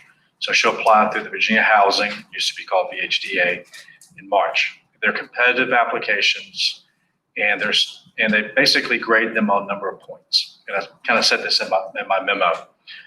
There are 4 things that the locality can do to help the applicant receive more points. If they get the most points, then the project is funded with the credits. 3 of the things, as I said in the little memo I wrote, are pretty much just sort of sure kind of things. They're not really very hard. A letter saying that the zoning supports the project, and it doesn't say the site plan has been approved. There's still that, but it just says the underlying zoning does support the project. That's would be correct. You have to have a CEO support letter, which is pretty basic, and that's just county administrator saying, we're okay with this. A resolution in support of the project. Again, the understanding, we realize there are other hoops that have to be sort of jumped through. And the last that, and again, Ms. Serber has made it clear that she really needs everything in order to win these credits is a tax abatement. And this is a little more technically complicated, but it really isn't too complicated. If you look, I give an example of what Gordonsville did for one of her projects. I mean, it's probably not unusual that some of these developers ask for whatever the full tax might be for 3 years. In this case, once the improvements are made on the property, right now you have a property that's assessed at $122,000. So if she builds an improvement, which she estimates is somewhere around $8 million, then the taxes would go from, as I pointed out, annually, $800 annually, what we're paying, I guess what Mr. Weaver is paying now, to once it's improved, you're looking at $58,000 at best estimate. So she is simply asking for 3 years to have an abatement on those for 3 years. Kind of token, she said $2,000 a year would help her with her application. It's called an ordinance, but the way it looks to me, it's really just what I'd call a non-codified ordinance. It says ordinance, it's really kind of a resolution, and you just very clearly, like Gordonsville did, just detail year 1, you'll pay your taxes, we'll turn around and give you the $2,000 back. We'll follow something like Gordonsville. So Mr. Gentry was here, but he just left. That's something he didn't know it was going to be quite this late. So, she says very clearly that she would need this in order to win approval. Should be happy to come, at the next, if we do the ordinance, we'd have to advertise it as a public hearing. We can include the resolution, the ordinance, in kind of one package. She can come, have a public hearing. Anybody from the public that wants to comment, she's out near Bristol, I believe it is. So I told her tonight, just stay at home. It's really up to the board. You're going to be collecting more taxes on the property than we ever did just being raw land.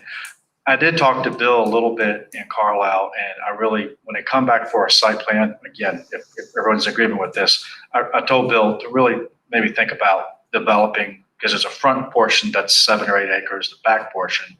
Let's really think about this if we do get to a site plan one day about maybe how we would develop the whole property, not just say, we're going to put an apartment building here with a road or a connection, but how this whole sort of property will kind of piece together in the course of the next couple years, 10 years. And they're like, that would be great. That would definitely leave everything on the table as far as developing, thinking about a green spot. There's some woods in one section of it. And I was thinking, wouldn't that be kind of a nice, maybe you could make sort of a little park or something out of that. And they were totally sort of on board with thinking about how the whole site can be developed. So 3 things, pretty simple. Tax abatement ordinance is common for these type of projects. Just shows, I guess the county has a little bit of skin in the game, I guess. But again, she really just wants it to be just kind of more token support to help her project when approved. Your comments on those? Yes, this is something fairly new from Madison County. I think Madison County's gone down the path of giving tax rebates for industrial developments. I think there's one coming up real soon for an ag project, and that's fine. The idea there is that those are net tax producers. The issue I would have with this is that this is a residential development, and residential development comes with school kids, which are thought to be a drain on the county's budget. So the residential does not pay for itself. The commercial and some of the ag stuff does. So it's a question of how strongly you feel about supporting this development, which is admittedly one of the few major things we've got going on in Madison County. So we caution you also that this does require a hearing, and there is strong opposition to the development in that neighborhood. So you've got to understand how this might play if not only they've got their zoning cleared, they have to make this application for funding, and now the county is helping them financially. So I would point that out. I don't know if it's helping financially. She needs this as a process, correct? It's helping financially, but it's so minimal in the grand scheme of things. And like Megan brought up earlier, that she could ask the whole portion. 3 years. I think a lot of people do. Yeah. Try to put it back into the project. She's just asking for 2,000. Right. She's just asking for it. Now, as far as the school children goes, I did kind of do a little bit of estimating. I think it's safe to say half of the project's going to be probably non-school age residents. I sort of just came up with, there could be 10 to maybe 20 at best case scenario, say school kids. But now as far as Clay and I were talking this afternoon, you do get a state reimbursement for the children. I don't know if it totally works that you have, extra kids, and it necessarily means $1, that the county has to appropriate more money for each student. I'm not really sure if that's sort of how it works, but I don't think school capacity is really I don't think an issue. No, we had a declining population in the The schools. Page is the same way. Now we got plenty of space, and we don't have the kids. Even sometimes places that are growing are not growing with school age kids, populations.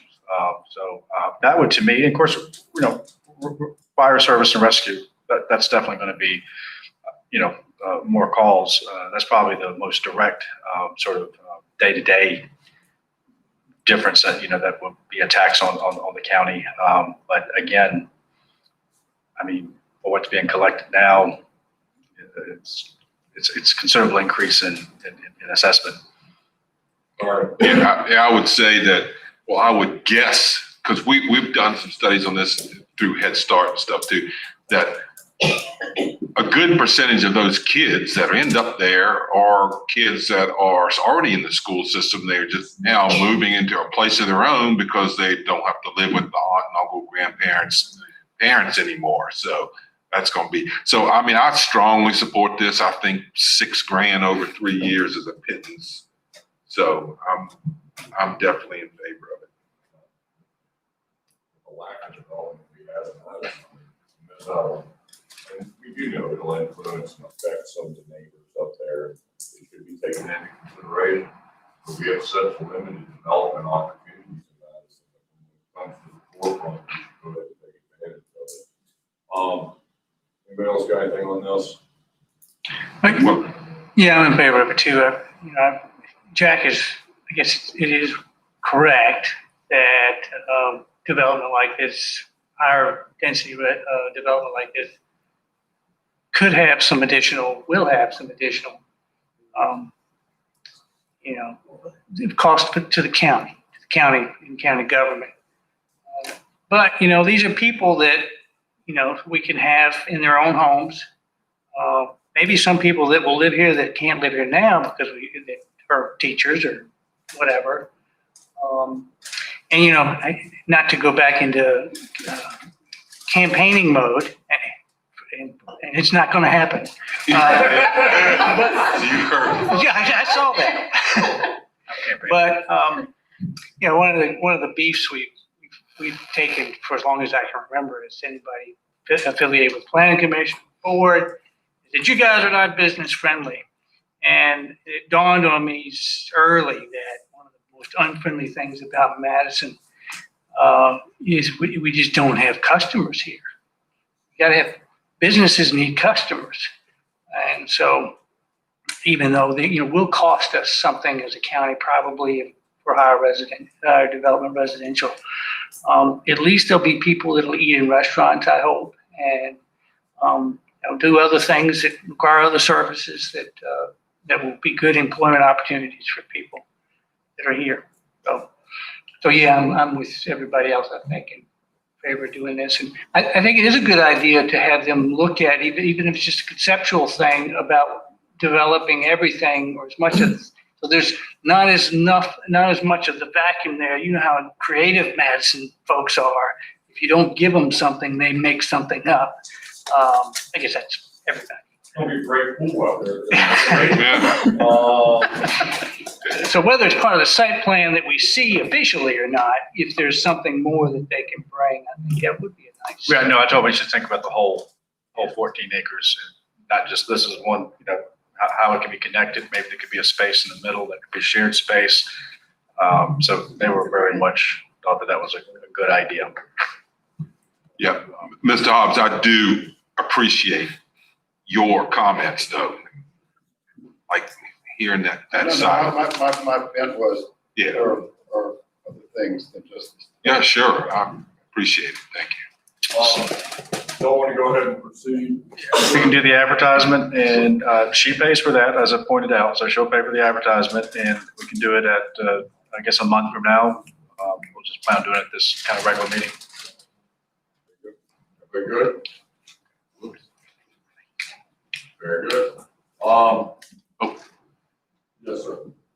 Did you have something, Ryan? I just was, so Lee, is it an abatement or is it a refund? I have to look at the ordinance, but I believe the way these things work is it's a refund after you pay. That's how other like enterprise zones, that's how it always works. I have a bill and you pay. And right. It says in the ordinance going, town council will solicit comments on the consideration, and this is your public hearing notice. Town council will solicit comments on the consideration of an ordinance adopting a deferral on a portion of real estate tax increases. We'll figure that one out before the hearing. Exactly. And the advertisement. Right. We'll figure out exactly if it's, come in, pay all their property. Usually that's how it's worked in other programs, and you just refund them. But either way, we'll make sure it's clear. I do have a copy of that. I haven't had a chance to do it.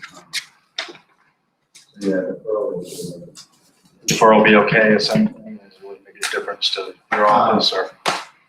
yeah, I mean. Okay. So it sounds like we need to talk to Brian, make sure all is good, straight, get this thing advertised and we go from there. Yep. Very good. Information and correspondence, Todd, you guys, go ahead. Anybody? After public comment? Yes, sir. I know it's late, so I'll try to be brief. I thank the board for their comments to VDOT. I think their questions were spot on. VDOT has brought this situation on Madison County by failure to maintain the bridges. There's no question. And just simple things like routine painting. You look at the two cables on the Possum store side. One has remnants of silver paint from I don't know how many years ago. The other has no evidence of ever been painted. So they put Madison County in a really difficult position with two solutions: demolition of the bridge for maybe $100,000, or demolition followed by replacement, which is on the order of $1.5 million to $2.5 million, which, yeah, it's unreasonable. On the other hand, Professor Elsie, who I totally believe his evaluation, says the bridge could be refurbished for on the order of the cost that VDOT would say it would cost to tear it down. So the question is how to make that happen. And I just want to throw something out, and I don't know if this is possible or not, but suppose Madison County were to acquire the bridge from VDOT. And the citizens of Madison County that signed that petition, I can promise you would be happy to raise funds to do the refurbishing and work with the county to keep the bridge. And I don't know the legalities of that situation, but that seems to be, we have to come up with a solution that's a little bit different than the one that VDOT is proposing. And I see something like that is possibly a potential solution. So I would just like to throw that out, or any other ideas, to the board, because I think the people that value that bridge will get behind the board and support it. Thank you. Let's see what VDOT comes back with. Yes, sir, please. Roger seems to want to take care of the bridge. I was thinking Roger would be great. What, you need a bridge, you got you. I'll be short as well. I invite you all to come take a look. It's a 10-minute drive. And you might want to stop by the Possum store. I'm sure Renee and Jim would treat you well. But seriously, by looking at it yourself, I think it would help you ascertain the credibility of these two reports, the one given with all due respect from Ms. Shepherd and Jim's expert. I think in many ways she's disingenuous. I mean, she's talking about replacing planks in the bridge. Well, they've been doing that since 1938, since they built that. I mean, they pave roads every 2 years, right? So anyway, I would encourage you to do that. And Carter, I thought your questions were spot on.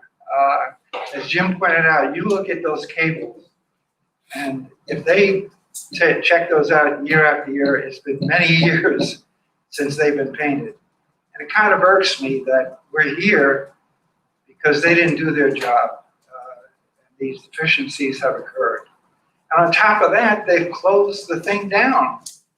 Our expert says that it's not unsafe, that eventually it will be if these modifications and corrections are not made. But maybe they closed it down to keep the experts out. I don't know. Thank you. Other public comment? Seeing none, Virginia, you going to close that, please? Aye. Yes, sir. Let me turn the microphone. What? Yes, yeah.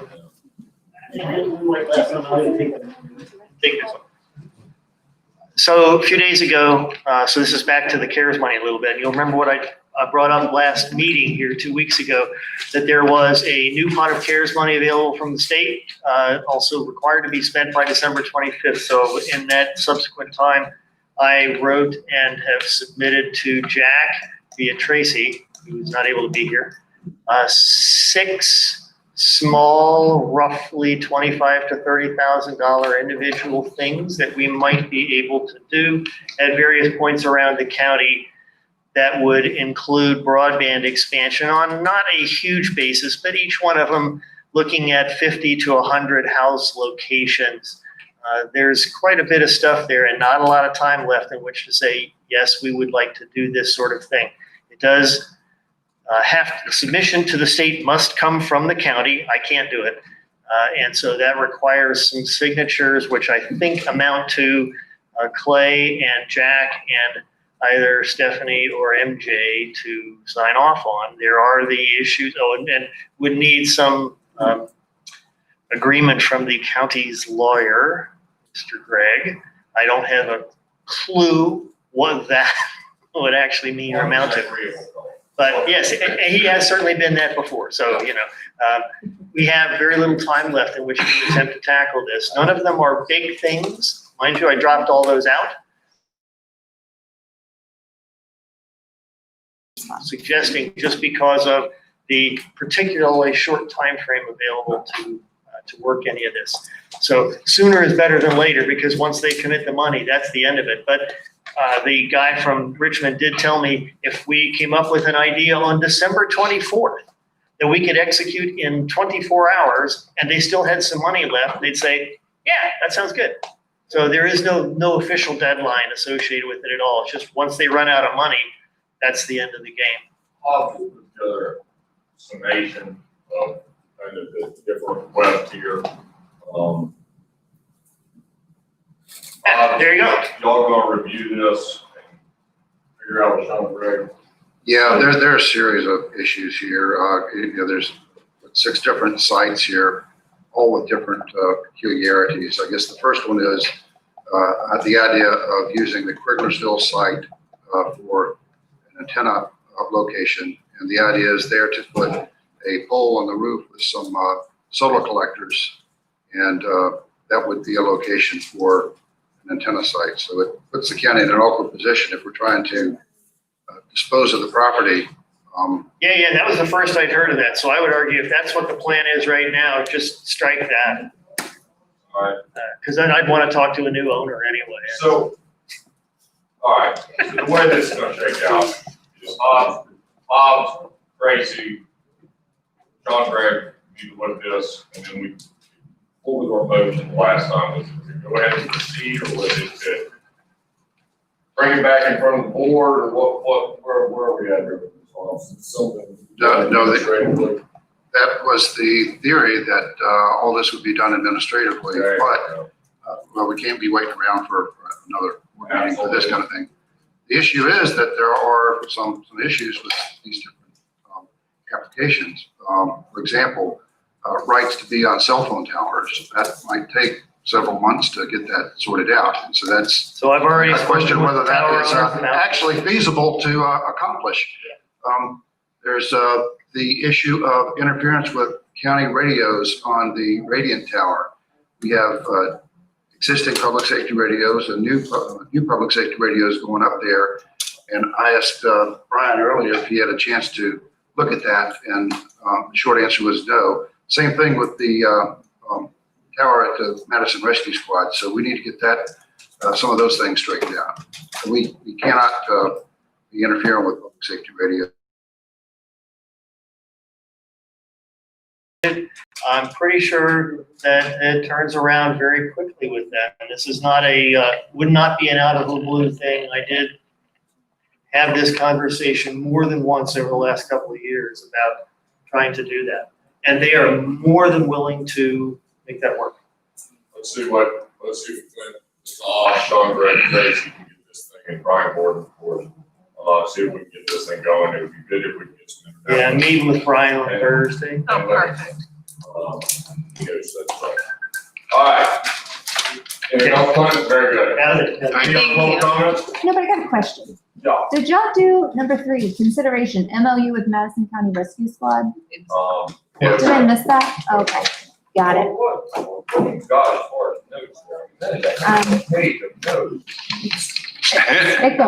It makes sense to me. So. She doesn't like the paper column. I do it in columns. I do it in columns. All right, we do need to go to question. Like Japanese? Yeah. Don't you do one, right? Oh, is it right?